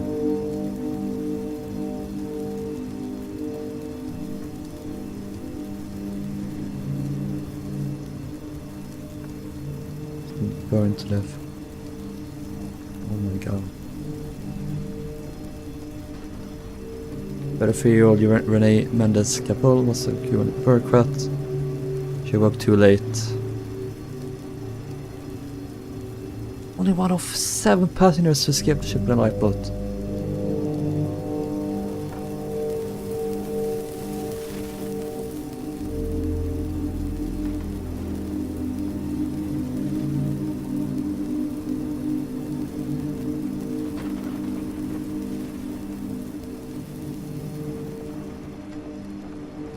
Yeah, Darcy, you need to call the cops. Get him out of there now. Or it's too late. It's only gonna get worse from this. They're not gonna, like, stand down.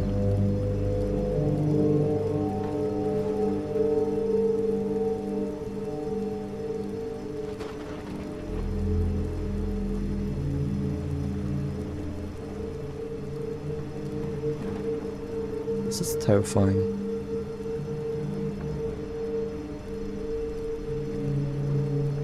Lifeboat 1 was in the middle of being loaded.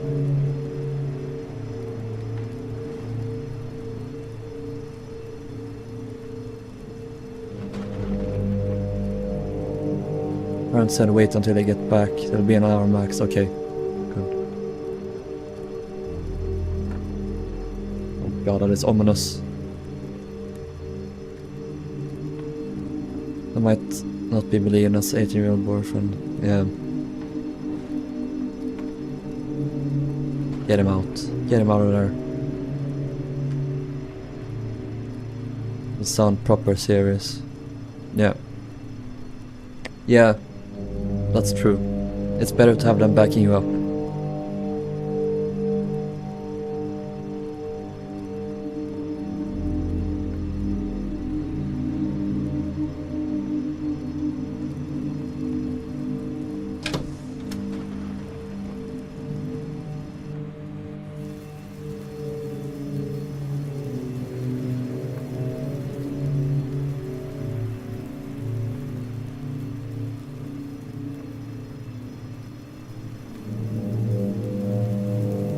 Well, Darcy, it's fine. It's gonna be alright. Don't worry. We're gonna call when they come back, and he'll be out of that household soon. He's been in there for far too long. It's time to finally get him out of there.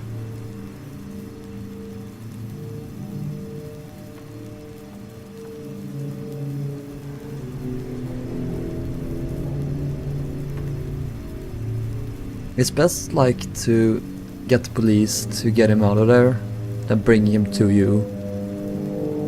Because, like, you don't know what the parents are gonna do, is the thing. He kept saying cryptic stuff. What has he said? This is a very ominous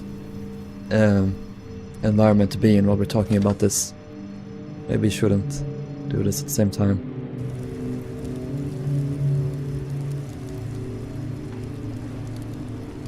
Be my therapist? No. God, no. And that's not personal, it's just that I am not qualified for that.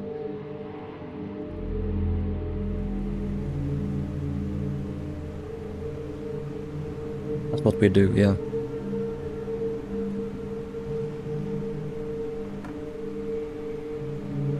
Imagine being in one of the lifeboats and seeing this.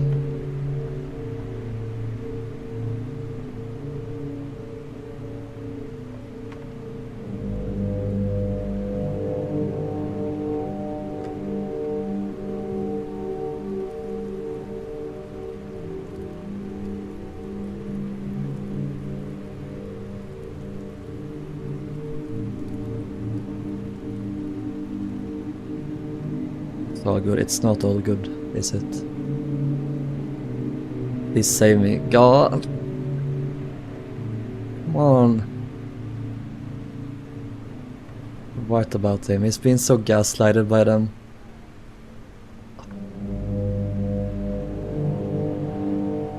I don't really know what to say, honestly.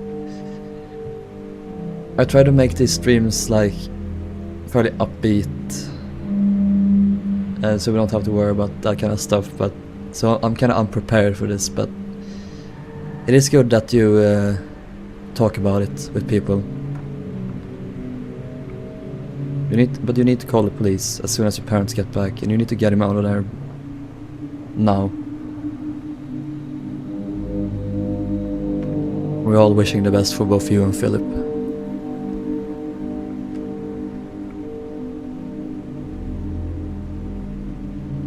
I'm always worried about people. But that's a skill in itself, isn't it?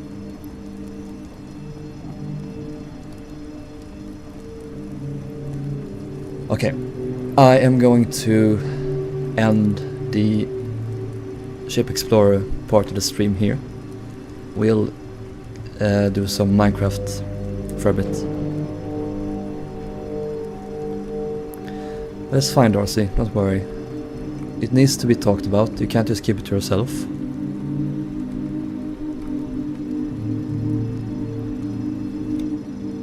There's the door. Here.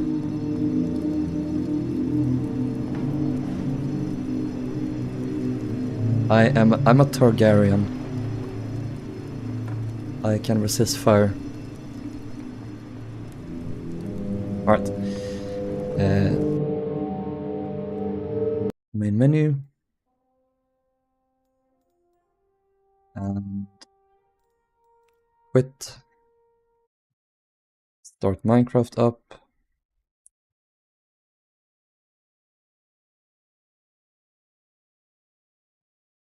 Fire on a shop. Setting it up. I'm gonna... Wait, did I move my world into the correct folder so I can show you guys first? Main game saves. Yes, I did. Okay, good. So I'm gonna show you guys what I've been working on. I'm gonna try and improve the mood in the chat a bit. Don't worry, Darcy, about talking about that. Please do if you need to. I hope you don't mind that I do my best to cheer you up if I can. Like, there's not much we can do, obviously, but we all want the best for you. We really do. Hello, Peppo. I have an idea to make a boat in Minecraft. You could try the magnetic from the White Star. Cool. Yeah. I want to do magnetics eventually.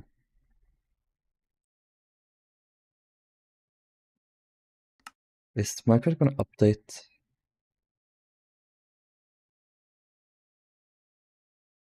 Yeah, here we go. Oh, look at the boy. Look at the boy in my head. I still have a Santa Christmas hat. I don't know why.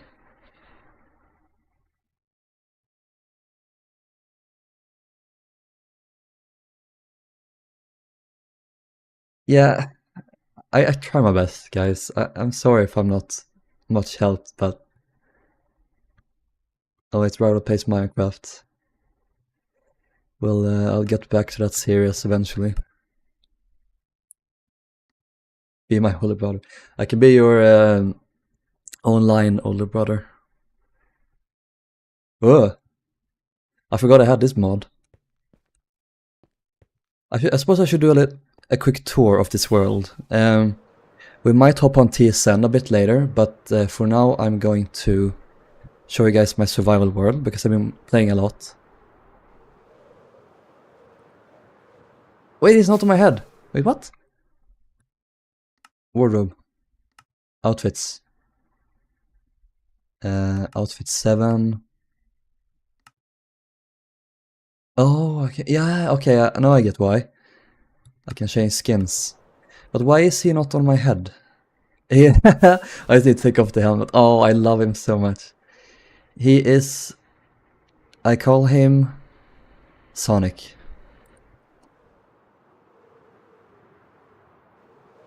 This is my survival world. This is my spawn area where I have like farms. I've been playing on this world since 2017. It's really old, so we have a little bit of a proper spawn area with a windmill and stuff. Over in that direction is a witch farm. and I got inspired by Izuma Void. In one of the older Hermitcraft seasons, he had a mushroom island that he converted completely to grass, removed all the mycelium. So that's what I did. Here's my guardian farm.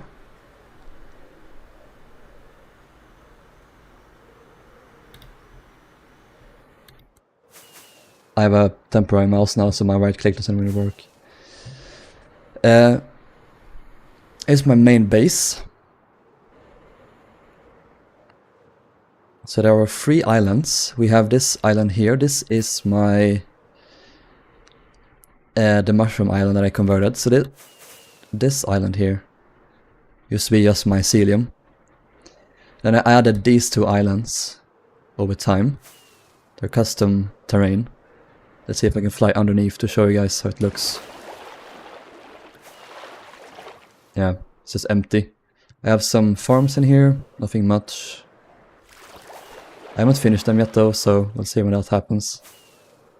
Here's some buildings. You can see this island is also unfinished underneath. I also have an underground cave system base. This is inspired by Evo Slabs cave. It's Let's Play world. I have a large storage system.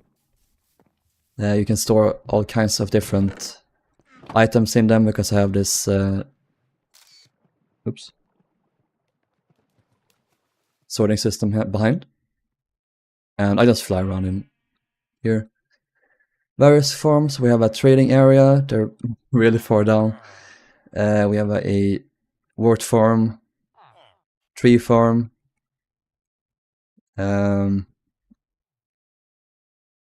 This is where I got all my stone. Dugout took a while. Creeper farm, regular mob farm. We have a slime farm. And that's pretty much what I wanted to show you before we get to what I've been working on this last couple of weeks. So in the past I wanted to build my 1.81 scale Titanic in this world. That was too much, so I settled for something a bit smaller but still huge. I have been building Southampton docks in this world. So I've been basing these off of Calju Kotka's Southampton docks model, berth 43 and 44. And I'm going to build Titanic here. My 1.1 scale Titanic, so it's much smaller and more manageable. So let's do this in spectator, it's easier to fly around. So this has taken a lot of time to do. Looks like a carpet with the light sources, kind of like a pattern thingy to it. But yeah, this took a lot of time and resources. And I'm gonna do like a time lapse when I build Titanic. So that's my plan. Find a job. No. Done by the lack of a massive railway system. I'm sorry. Can't have everything in life. I do.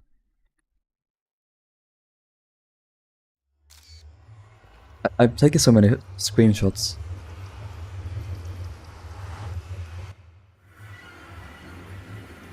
Here's my nether hub. I have 2 gold farms.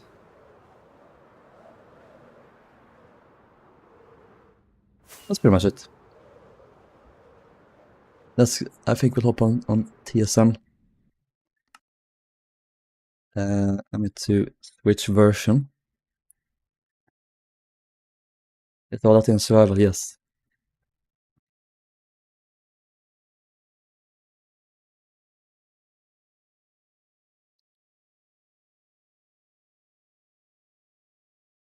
Nether is so high FPS for you. Yeah. I should hope so. I spent so much money on this PC, so it better be effective. Effective? Is that how you say it? Whenever I go in the nether, it's so laggy. Yeah, it is. It is quite kind of laggy. Kind of laggy this dimension. A curiosity about the Western docks. After World War II, they were obsolete. New ones called Ocean Terminal were created during the 60s and 70s. Yeah.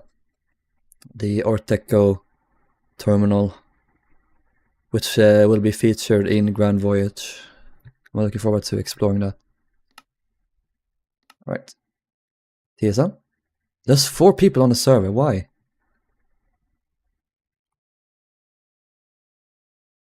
So many people. Greetings. Where am I? Oh, I'm in Jaden's world, I think. Let's go home. Oh, I was scared. I was scared that the chunks weren't loading. I don't have the quick fly mode here. I need to install that.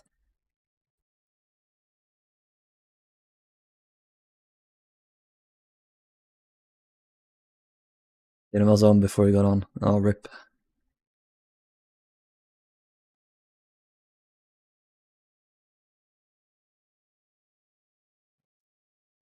I haven't worked on these since the last stream, so don't have anything new to show.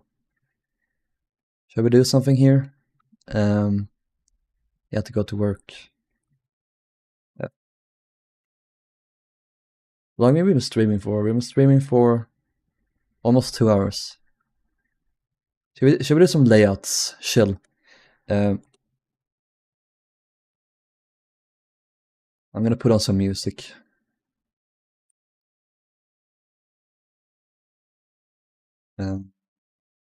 Boop. Epidemic sound. I need to log in. Why?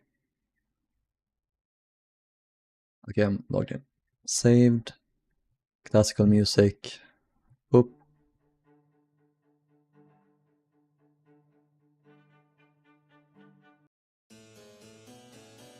Oh yeah, hell yeah. Versailles music again.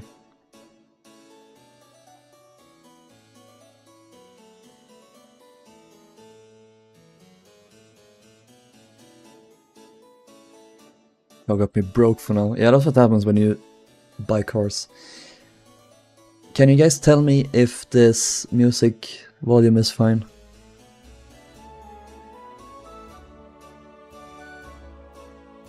Hey, ABBA. No, I'm gonna get copyrighted to shit. I can't. When you were working on Britannic and Jordic or 50th Olympic, probably layouts for this one. God damn it, I keep misclicking and taking photographs. Okay, I'm gonna lay out the galleys. It's a huge space I would like to get laid out. Yeah, here we go. I'm gonna do like this, and I'm gonna do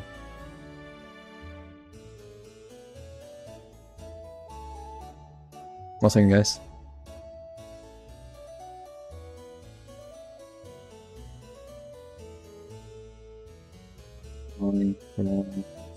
Screaming.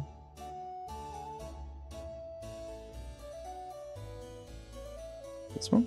Yeah.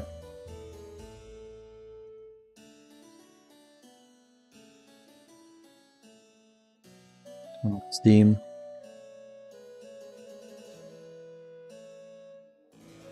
Alright. You can see what I'm doing.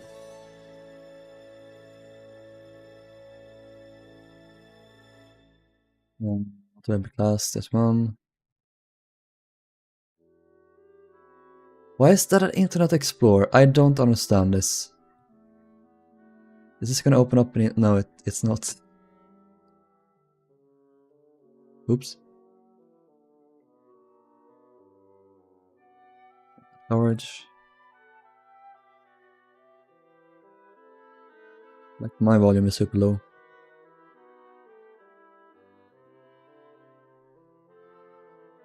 Promenade deck. We want C deck.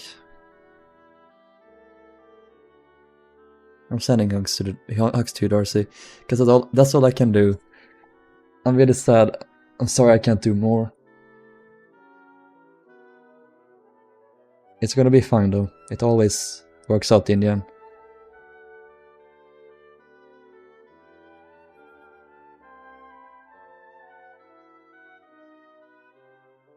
I should also change the live stream title.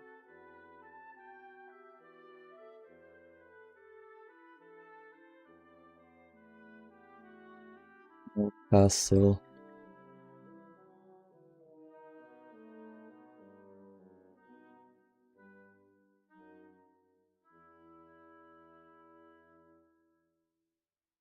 More castle exploration and botanic Georgic layouts.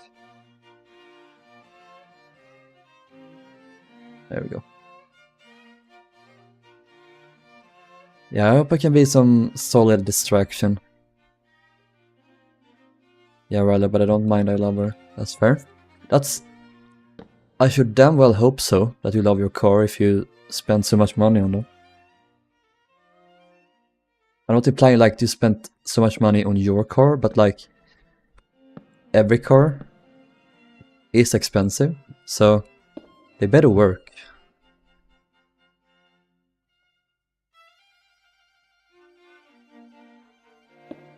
I hit my right click. Tomorrow I'm gonna go into a city and I'm gonna buy a new mouse. What is this?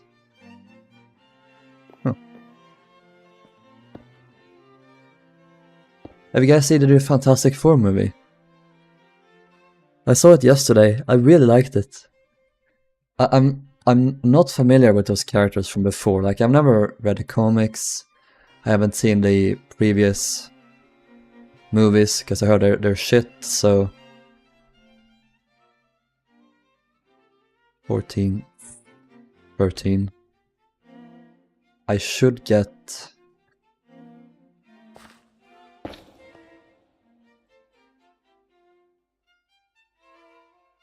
frames up here.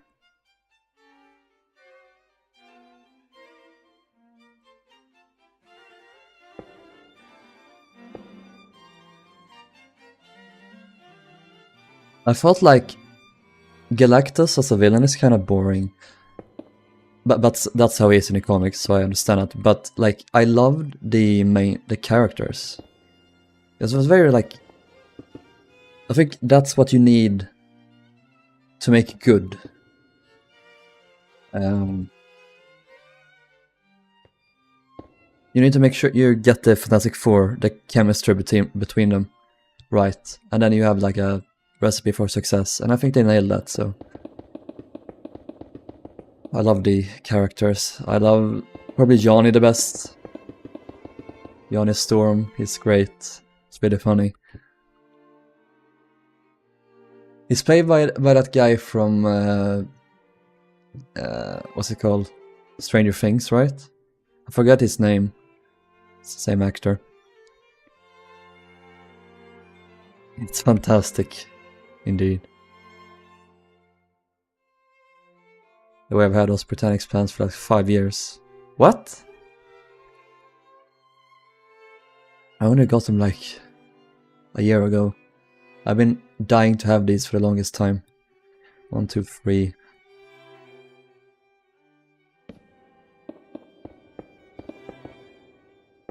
I would love it if my right click could work properly. Worthless fucking mouse. Joseph Quinn, yeah, that's the one. He is cute. I need to watch all the other Alien movies.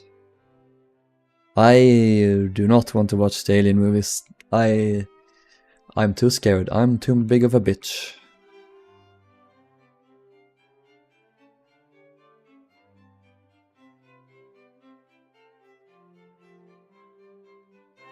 One, 2, 3, 4, 5.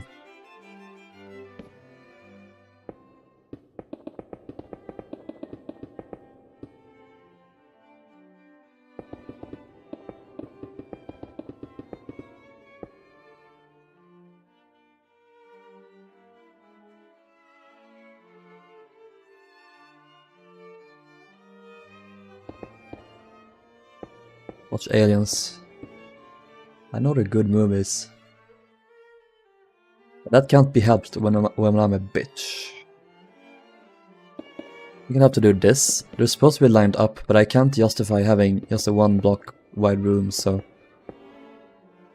Masterboard. Masterboard. Okay, sorry. I won't say something and it'll turn out that it'll be cursed. Okay. We'll have a hoist here, and we also have a hoist here or here. Oh, it's right next to the elevator or the stairs, rather. I should mark this out. There's a hoist. Whoa, hello. Hello.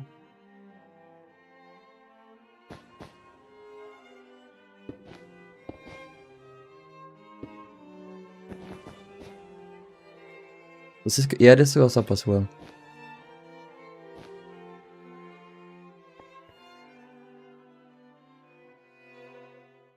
I'm not even scary. I was scared. Oh, look at you. Tough guy.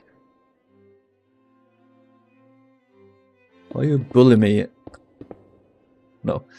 I'm not into horror. The only horror movies I've watched is like the Final Fantasy Freddy's movie. And I think it'll stay that way. I've also watched, you know the movie about the orphanage with the kid with the deformed face. What's that one called? Is it just called The Orphanage?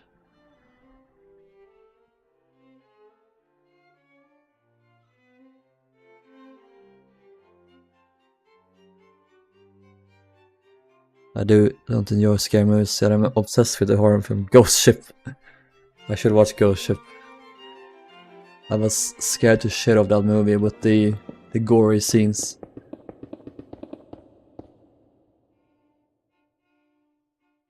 I'm going to fly to Barcelona to experience the Alien Museum. We have to escape the alien. Well, you want me to suffer?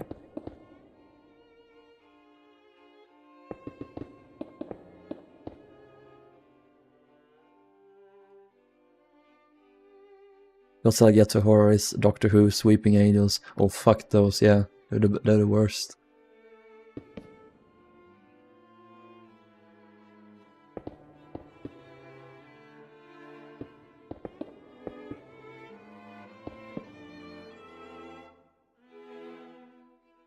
Maybe I'd watch this if I wanted to binge the whole series.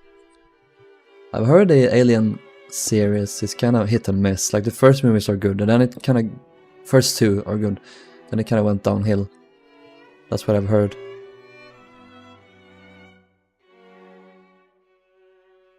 I could have sworn I heard that.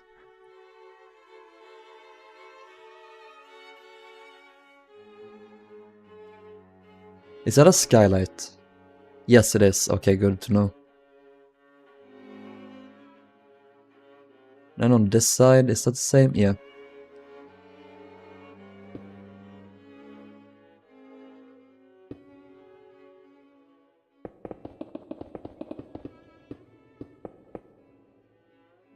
Antonia Grass is a fixation of mine. Yeah.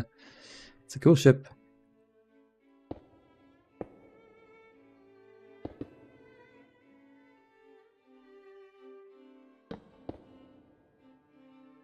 Office here.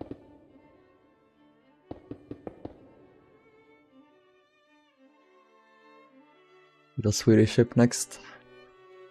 I already built the Andrea Doria Stockholm of 1948.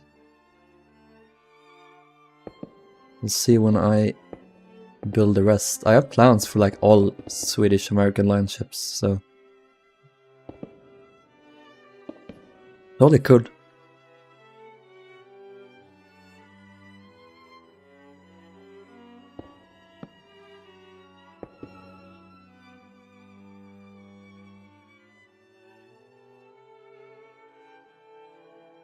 Right, let's put in some portholes.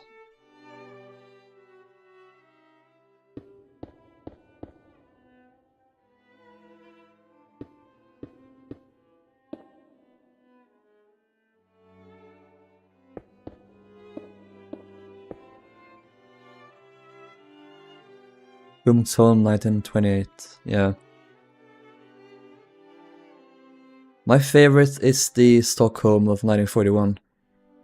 The one that they completed, but the SAL didn't wanna... They didn't have a need for it during the war, so... They sold it to some Italian line and then it got... Was it that it got bombed or something? Then it was scrapped. I forget. I should know this better, but I've never really been too much into the SAL, despite being Swedish myself. I should get into those more.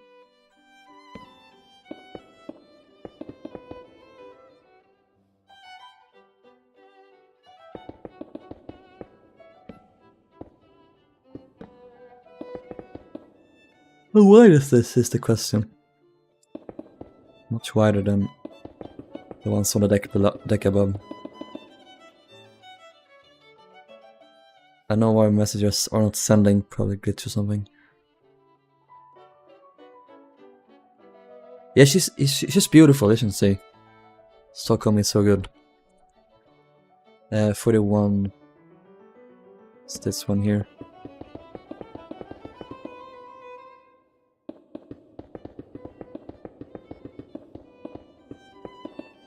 I'm sorry, Darcy.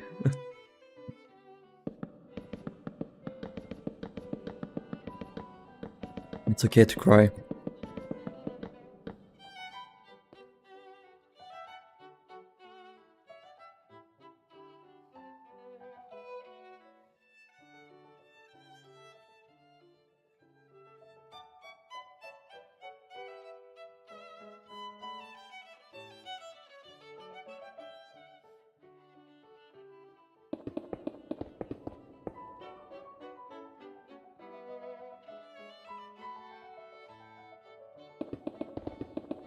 Not eaten since 4:30. Then my suggestion to you is to eat. Did I do a 2 wide corridor? Yes, I shall. I feel too sick to eat. It's not a good combination. Isn't there some kind of medicine to take against nausea?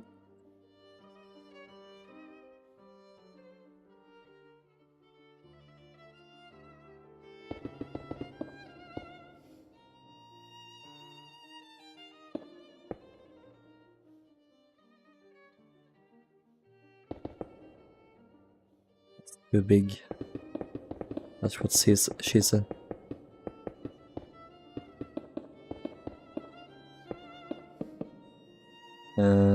Door? Not sad. It's a shame she couldn't have a proper career. Right, is that down into the food stores? Yes, it is.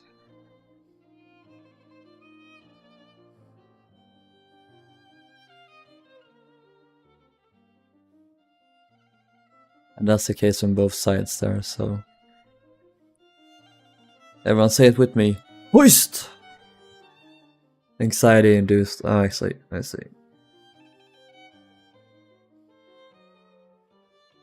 Not the easiest to get rid of.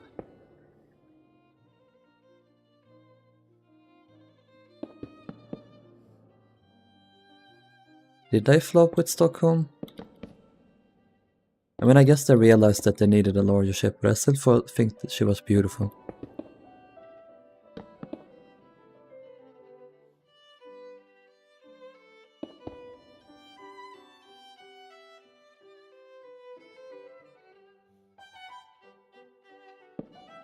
Hoist this motherfucker up.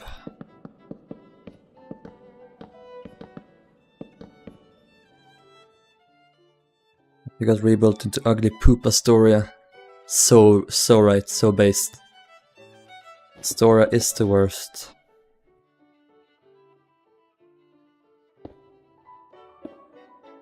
I don't care that she's gonna be scrapped, honestly. There, I said it. I'm tired of pretending that that I do care about her.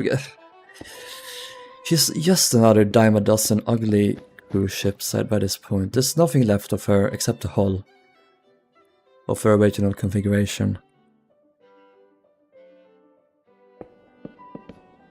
The only reason I'd want her to survive is if they restored her completely to her original look, which that won't happen because of SOLAS regulations, but also, why would they? There's no point.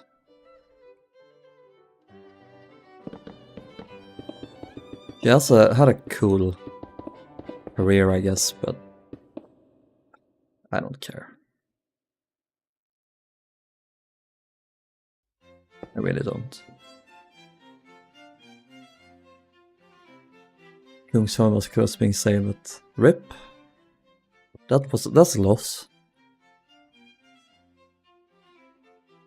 It's incredible how no one gives a shit about these old ships.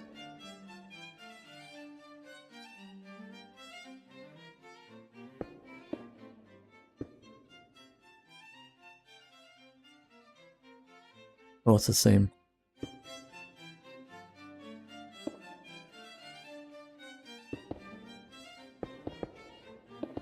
It's always, alright, we're gonna pull Olympic from service. Should we do anything with her? Nah, we're gonna scrap her. We're gonna send her to the scrappers immediately. Alright, how about the Mauritania? Nope, scrap. How about any of the Swedish American line ships? Nope. White Star Line? Nope. Cunard Line? Nope. Queen Mary is the only one. And I guess the Queen Elizabeth, but she got burnt to a crisp. No one gives a shit about these ships, and it's so sad. It's like one of the most bittersweet things about having this hobby is that yes, the ships are large and they're hard to preserve, but it can be done. And I wish it was done more and more people cared. I really do. Welcome to my TED Talk. Thank you for listening to my rant.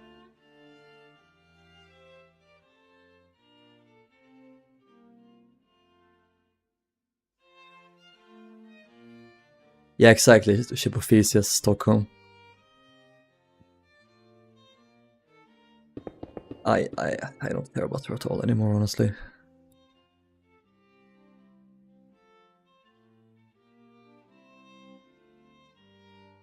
I guess it'd be nice if she was kept, I guess.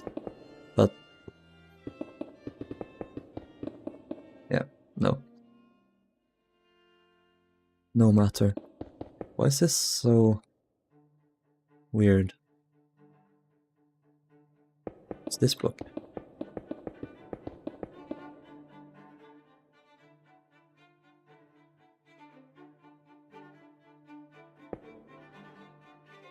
Wait, oh, okay.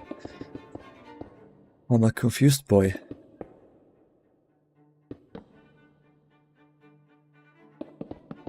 The cupboards. Staircase sitting down.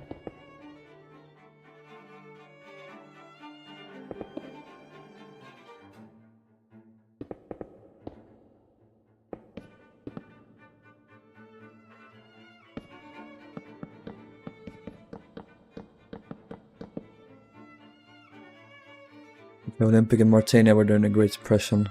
True, I guess.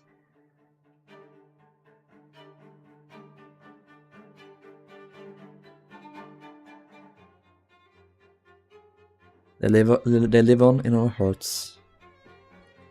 Forever, forever.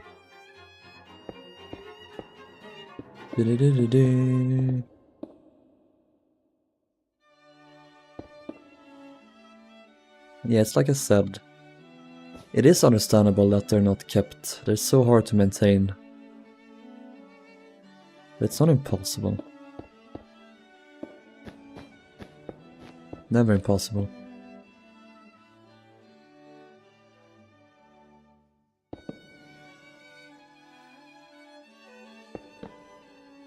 Oh, bread room. Brilliant. I wonder where the potato room was. Boot locker. Why is that in here? Why do you need a boot locker in the kitchens?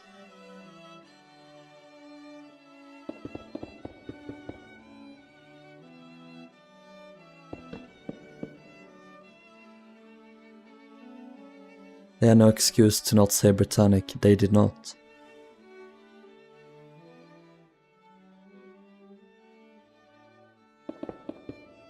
Unforgivable. Not say Britannic. Wait.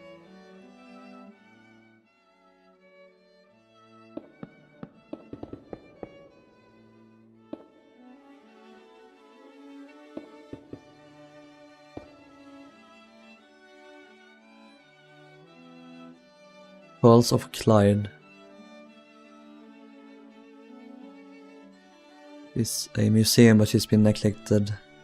Ah, that sucks.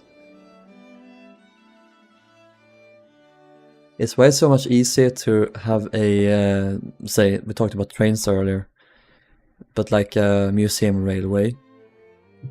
That is infinitely easier to do and more cheap to maintain. That's simply not the case with ships, giant oceanliners.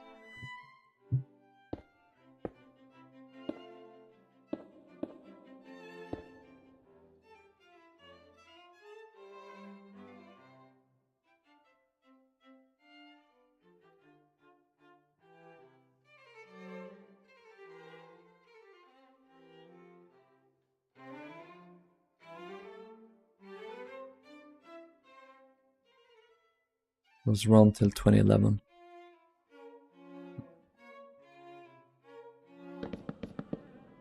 What could have been, truly? We have been robbed, time and time again, throughout history, haven't we?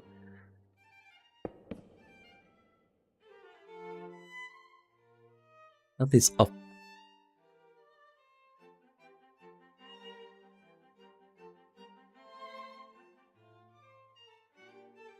Oh.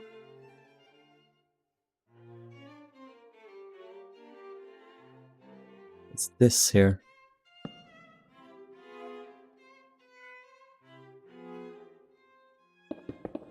That's probably fine actually. We can probably make this work. Where does it go to? So it lines up here.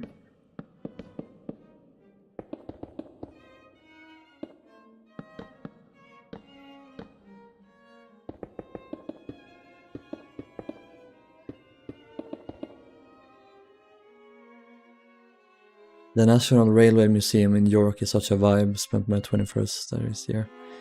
I want to go there so bad. So many museums I'm gonna go to, like Titanic Belfast, Merseyside Maritime Museum, if it was open, and like the Liverpool. No, that's the same one. I'm sure there's tons of stuff in Southampton. I want to visit the Queen Mary, but I'm not gonna set foot in America as long as the orange cunt is in power.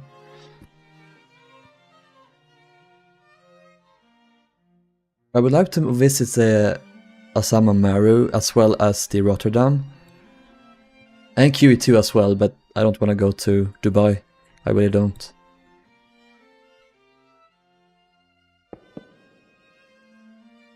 As a non-straight man, I feel like, yeah, I would be in danger there, honestly.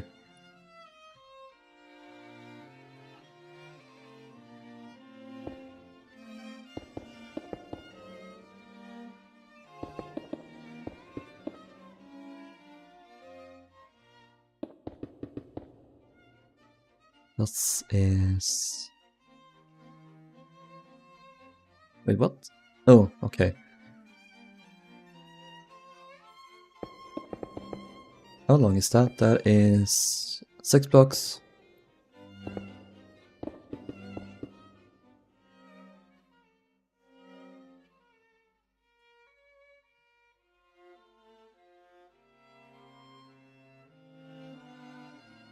Might be in a rescue mission later. You might be, yeah. Oh, that sounds so crazy when you're saying it, but it's true. hope it goes well, man. It's a non-straight man, that's an iconic way to put it, yep. So much I want to do, but I can't because there's a lot of cunts in the world.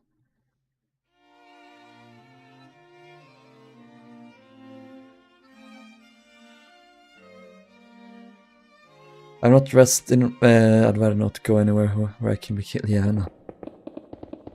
I wouldn't either. I'd be scared as shit of his parents.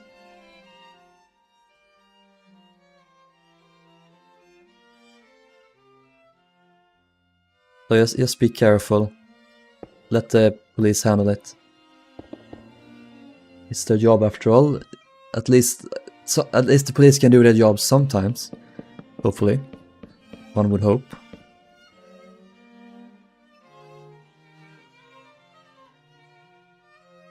That is the same on this side.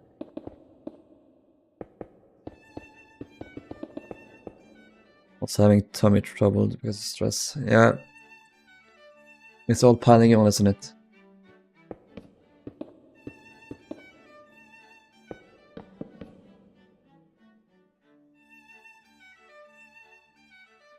Does that go up? No, this goes down. Hoist. I said hoist the regular way now. Hoist.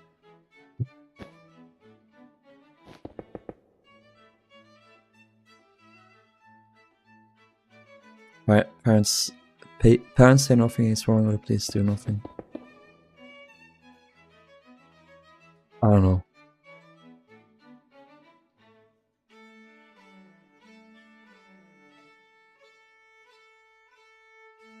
I really don't know.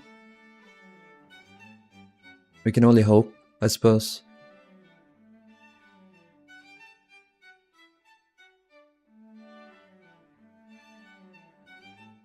But things, like I said before, things are going to turn out well.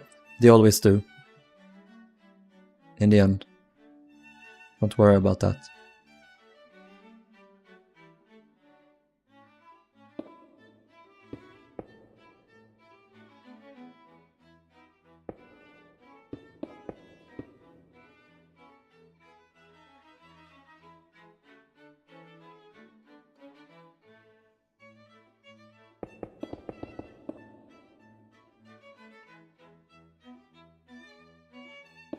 Just open.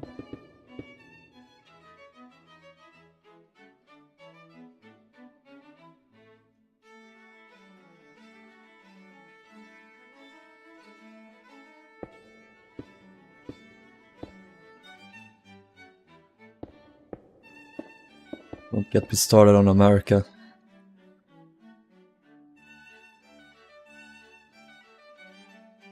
You need a proper reset in that country. Dismantle the entire system, everything, and start over.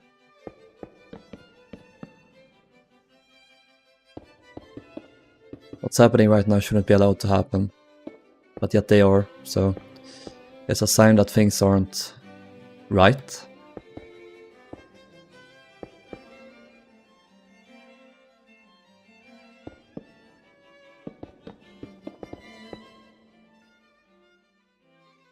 And sadly it's spreading to other countries as well, like the UK.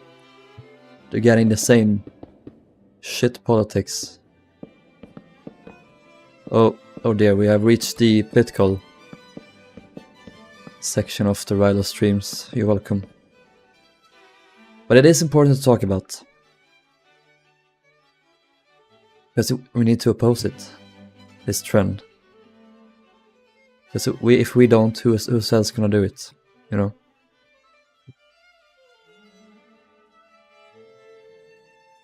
My country, if you have a new car, the police could stop you and ask you for money.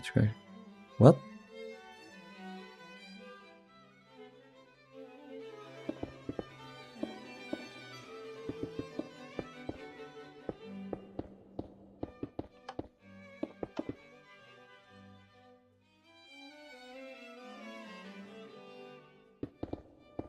UK politics, that's a nightmare in itself.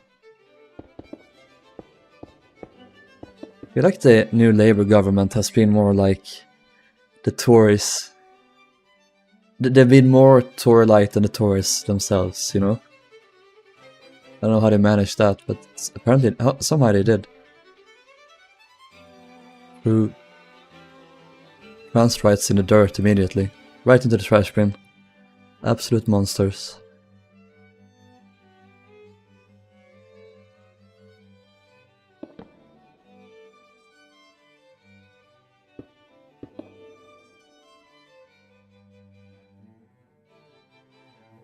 Hope Jeremy Corbyn's party and the Greens can take over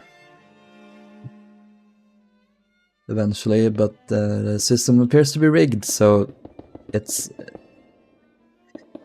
favors like the big two main political parties, just like the America. So it'll probably be hard to fix things.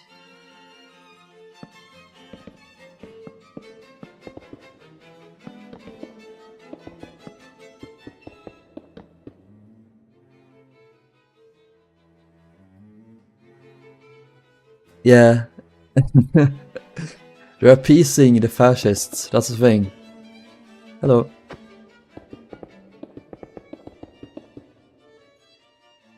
We have that in Sweden as well. Oh, we left. We have a party in Sweden called the Sweden Democrats. They are a racist alt-right party. And they're cycling between the second and the third largest party in the country. People keep voting for them, which is sad. Yeah, he's struggling with the internet, it seems. We really have seen the rise of the alt-right authoritarianism in recent years, and I hate it. I hate it so much. While there's full political side coming out here.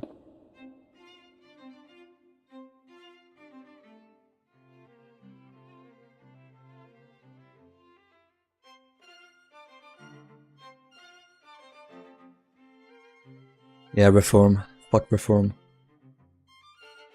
And fuck Kamala as well. Fuck the Democrats.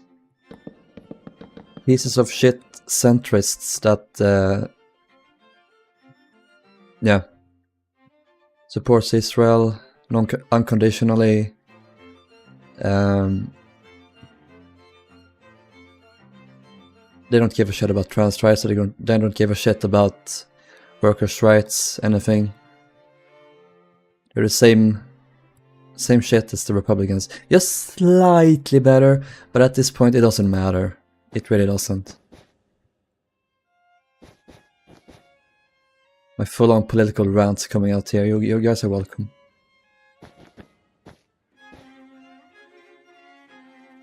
There needs to be a reset, like I've said. We need to start over completely. Dismantle these two large corporate lobbying parties. They don't do anything good.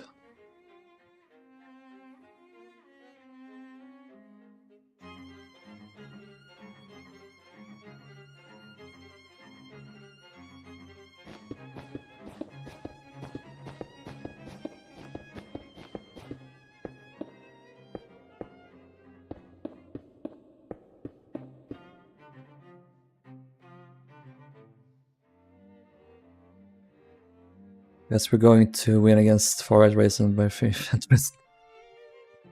That's the folly of being a centrist.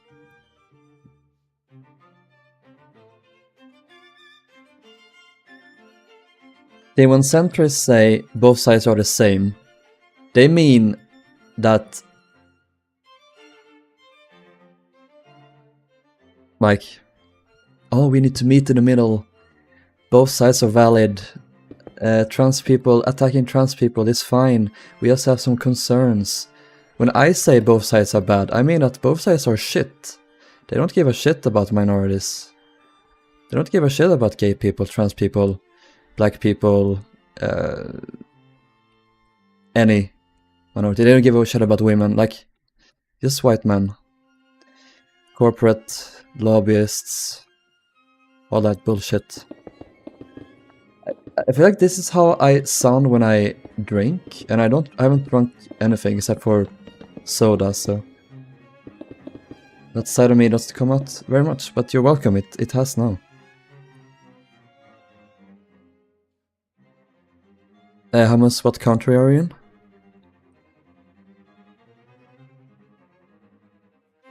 Labor are meant to be for the working people, the many. Yes. See, in Sweden we have a party called Socialdemokraterna, or the Social Democrats. They have historically been very good for workers' rights, but in recent years they have kinda backslided a bit. They're not as headstrong anymore, sadly.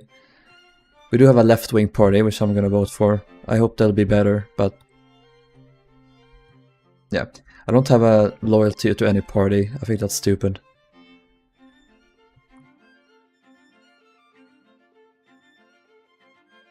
Well, the person has a slight bit of sense is Bernie Sanders. Yes. We have Bernie, we have AOC, we have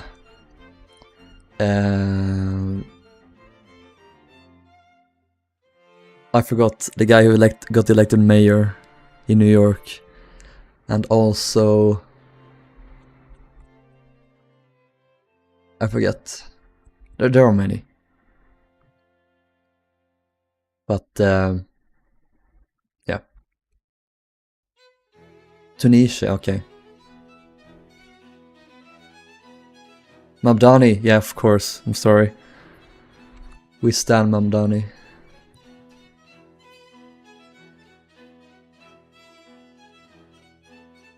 I hate. Oh, this isn't symmetrical. Here it's symmetrical, slightly.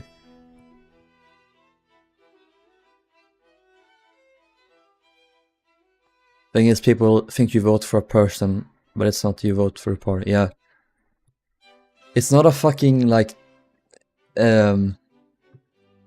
sports team. That's how people see it in America. You vote Democrats or Republicans. What team are you on? It's not fucking sports. It's not fucking sports when the rights of trans people are stripped away. That is evil. When Palestinian children are bombed to shit and both parties support it. Like, can you tell I'm angry with how the world is these days. That's gotten even more true when I started studying this program at the uni, because there's a focus on this. Obviously, it's literally about the world, and like it's depressing. It's all of it. It's so depressing how the world works. Oh, we are the good West. We're the good guys. Yet we support what's happening in Palestine. I hate how we act here in the West. I'm not gonna say that I support Iran, for example. I don't support Russia. I don't support China. Of course not. But I will never support the United States when they do what they do. I will never support the United Kingdom. I will never do that. They're fucking monstrous, evil, like colonialist states. It's like we say in our program, colonialism never disappeared. It's just changed names. It's still the West, the North, the British Empire. Of course, it's much more like the United States now that it sort of rules the world.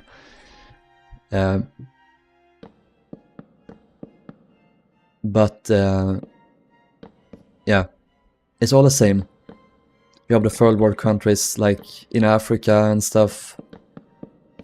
They suffer.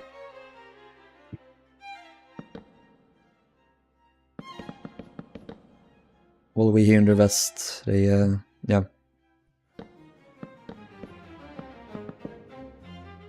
It makes me so angry to talk about. It's a lot. It really is. And it's honestly, you don't have much hope.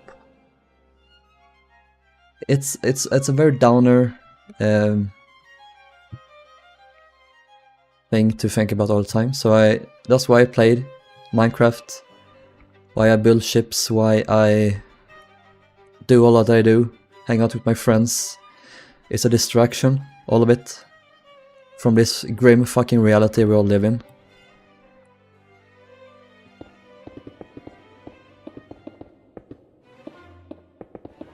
And it's depressing to think about how little we truly can do to avoid it. I mean, we can vote, and we can get involved in movements, but there needs to be a sort of global movement to change the world. Change the world. My final message: goodbye.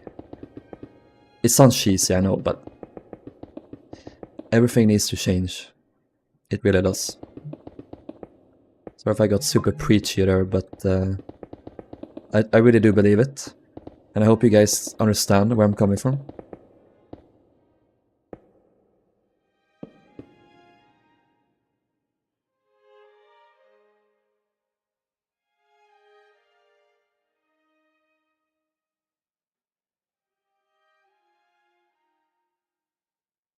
One second, guys.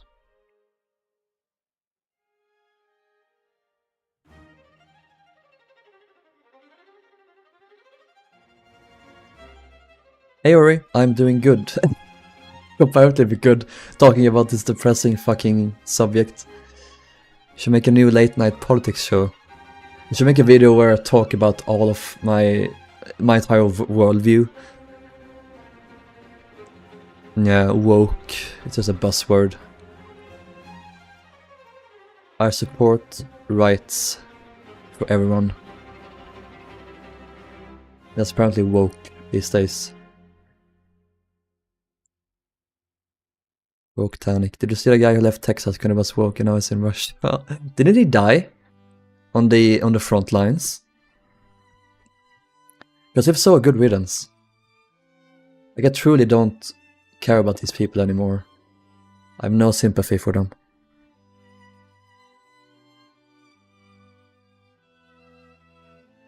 Hey Emily, I finished BDEC after waiting a long break and I finally caught the stream since you're doing them 2 PM for my time. Ah, yeah, I'm sorry. Well, that's the thing. Time zones are a bitch, aren't they?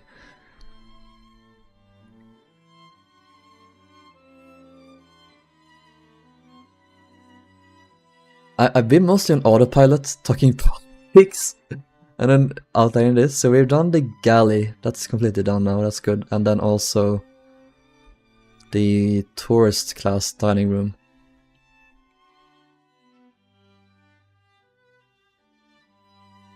Have you seen the trend of new creators self-admitting to saying slurs and enjoying it so they can't get cancelled? I have not. Is it like a situation where they admit it, so and they've changed for the better, or is it just like, I'm saying it, I'm gonna keep saying it because I don't care or something? Because that's two totally different things. Like, I will never blame someone, or I will never like judge someone if you were once a bigot but you came around. Because we can all change for the better. Like, I believe in redemption. Depends on what you did, obviously. If you like bullied someone to death, that'll be one thing, but yeah. I'm gonna compare the lands here now as best I can. Are there no stairs leading down? Yes, there are.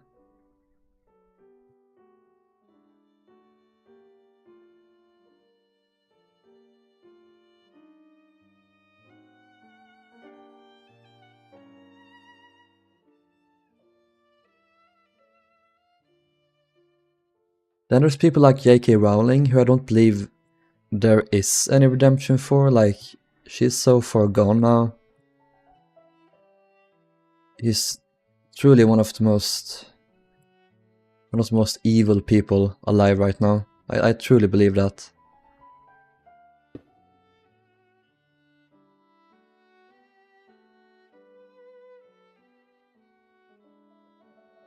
She has so much power and influence, and she uses it for the absolute worst causes in the world. Others would call a Titanic documentary woke because it depicted a few at the board. Woke is a bigoted buzzword. That's just what it is.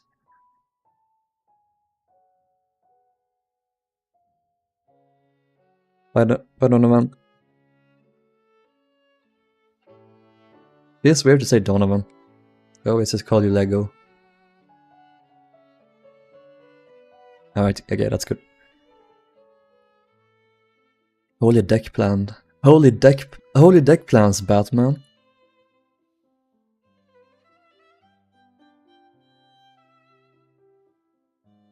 I am wondering here. So this goes out a bit. Georgic.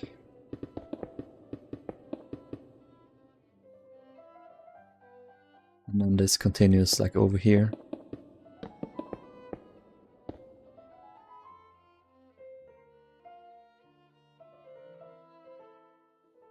Staircase is still there.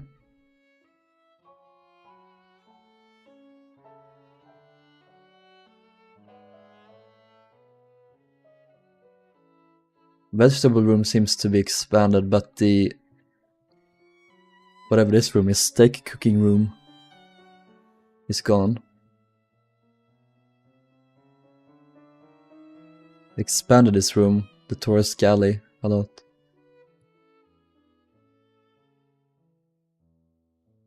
God, I wish I had Georgic's full deck plans. It's just guesswork involved now. It's a mix of them saying it to say they've changed and else to say, okay. They can talk all they want.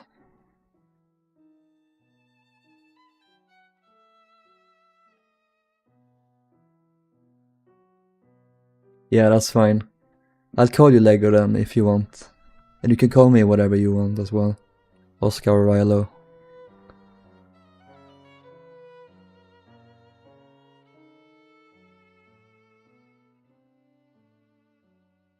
Also, when I hear the name Donovan, I think of the villain from Indiana Jones and the Last Crusade.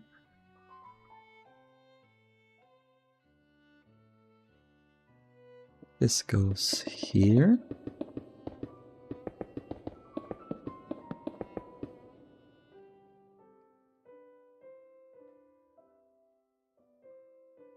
There's a small room here.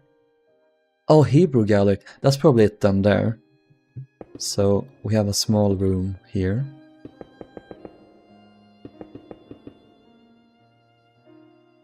It is so based of them to have separate rooms for Jewish passengers. That's a heartwarming like detail that like British ships in other countries like increased the I suppose rights or yeah, made things easier for US passengers on board, while Germany did the exact opposite during these times.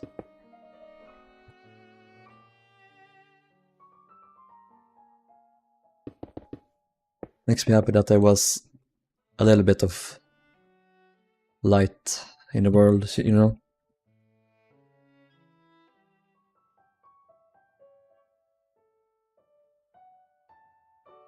Nineteen 1905 refit Carpathia is so difficult since I'm like the first person I know publicly has done it. Yeah, I haven't done it either. Well, the deck is not nice. Rebecca is such a weird ship. She is. But I love her. It'd be funny to see you crash out if they've changed the boiler room. Yeah, about that. Let me show you here.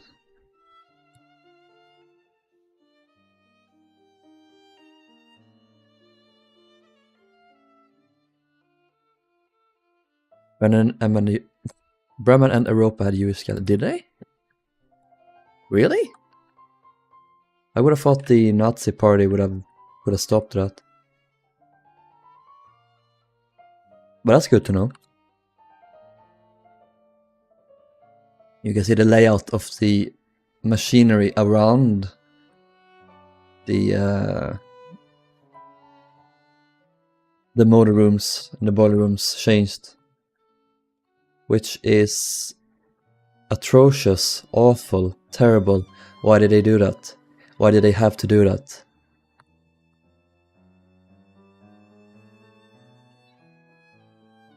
Absolutely terrible. I already struggled so much with machinery, and they make it worse for me? At least the layout is the same, but God, why? At launch, okay, yeah, well, that's sort of what I meant. Like, surely they would have removed them later, right? They wouldn't have allowed that to be on board of, like, any of their ships.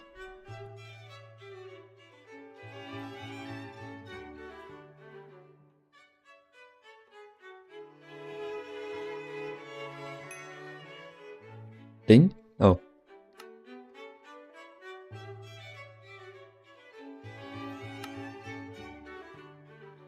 What are those two boilers in the middle?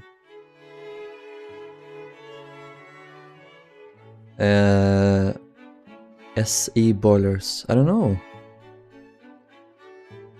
SE. Maybe they're like auxiliary boilers. I don't know.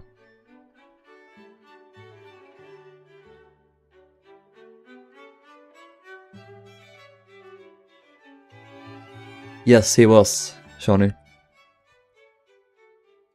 Based captain. Dropping like flies. We're all leaving the server.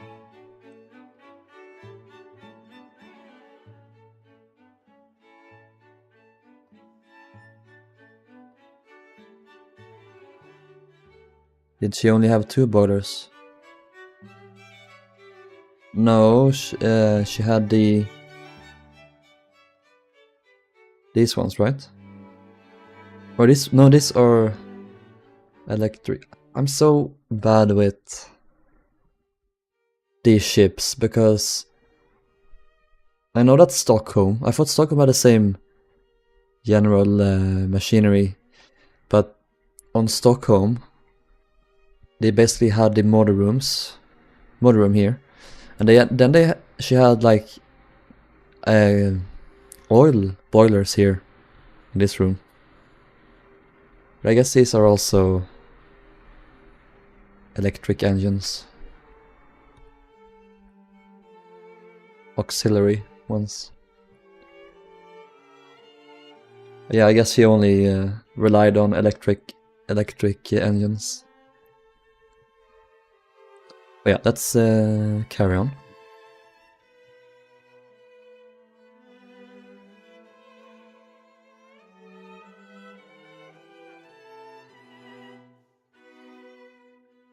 That's the same, that's the same.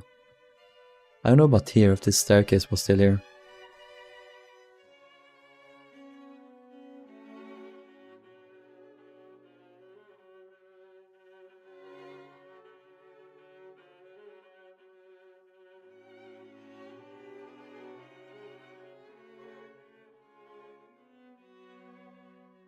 Was that staircase still there?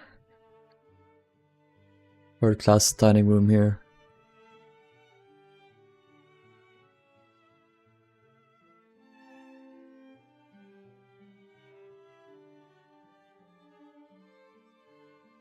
It's on the other side, so I assume it wasn't here. Oops. I'm gonna remove it.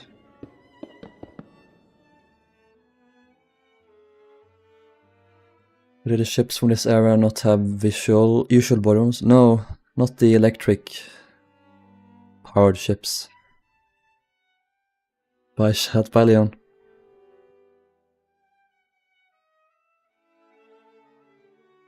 I love and hate how there's just a third-class lounge at the stern of sea deck. Yeah, it's very random. Wait, it's up here? Yep. Tourist or the third-class lounge.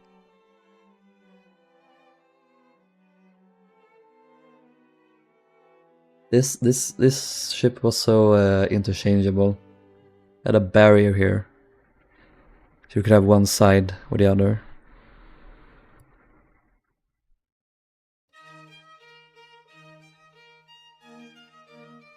They really wanted to squeeze out that every last penny they could.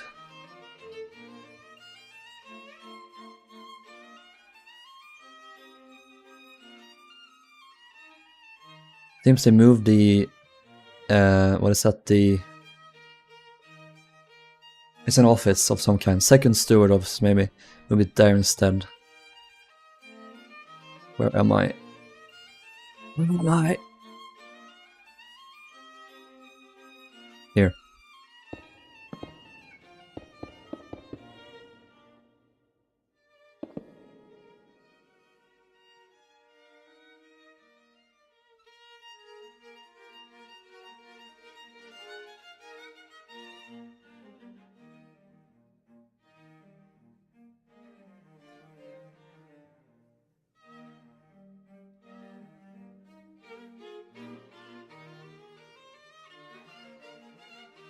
I think they mirrored this room.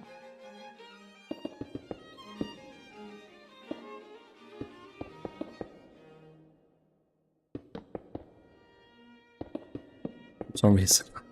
I don't know why.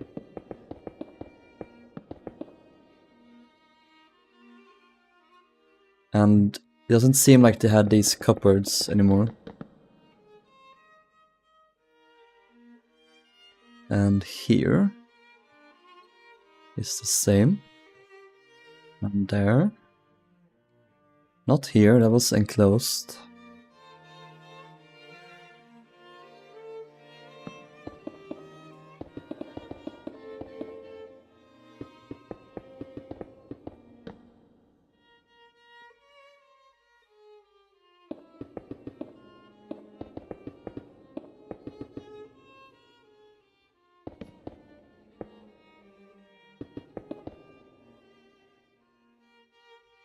We'll see. We will see. This is like a pantry, a tourist pantry. It seems to be more enclosed.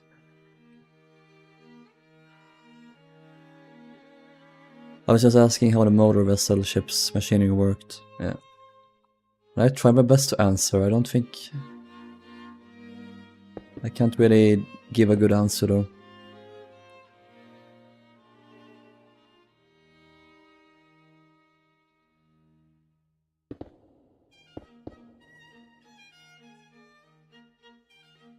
Okay. Bye, shipbuilder.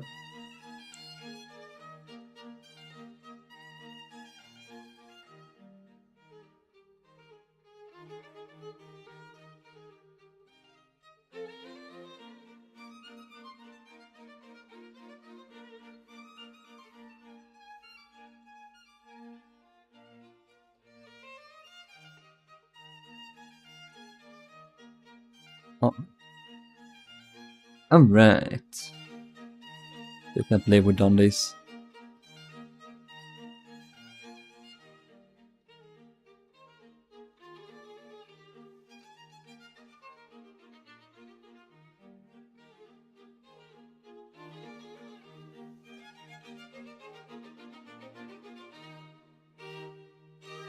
I'm so happy with how they're turning out so far.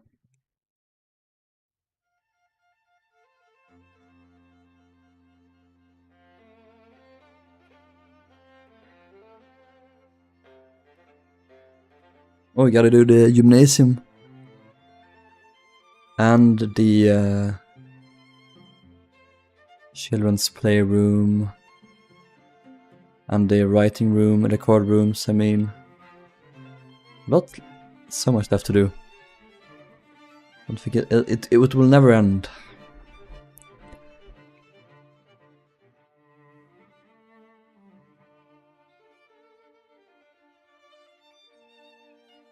I will admit I'm getting kind of tired.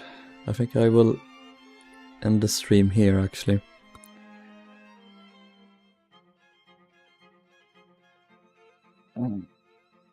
I need to download the flight speed mod.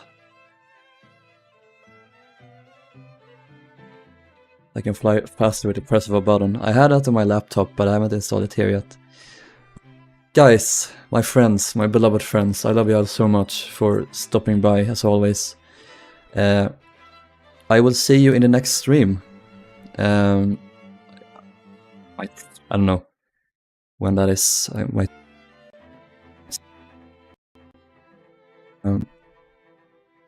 I'm sorry, Tennessee. Just join when I was ending the stream. But yeah, I will see you in the next one. Maybe tomorrow. It's Thursday tomorrow or Friday. I will do one on Saturday, I know. Or Sunday as well, we'll see. Have the best of nights, everyone. Or days or whatever. And I will see you then. Take care. Bye for now.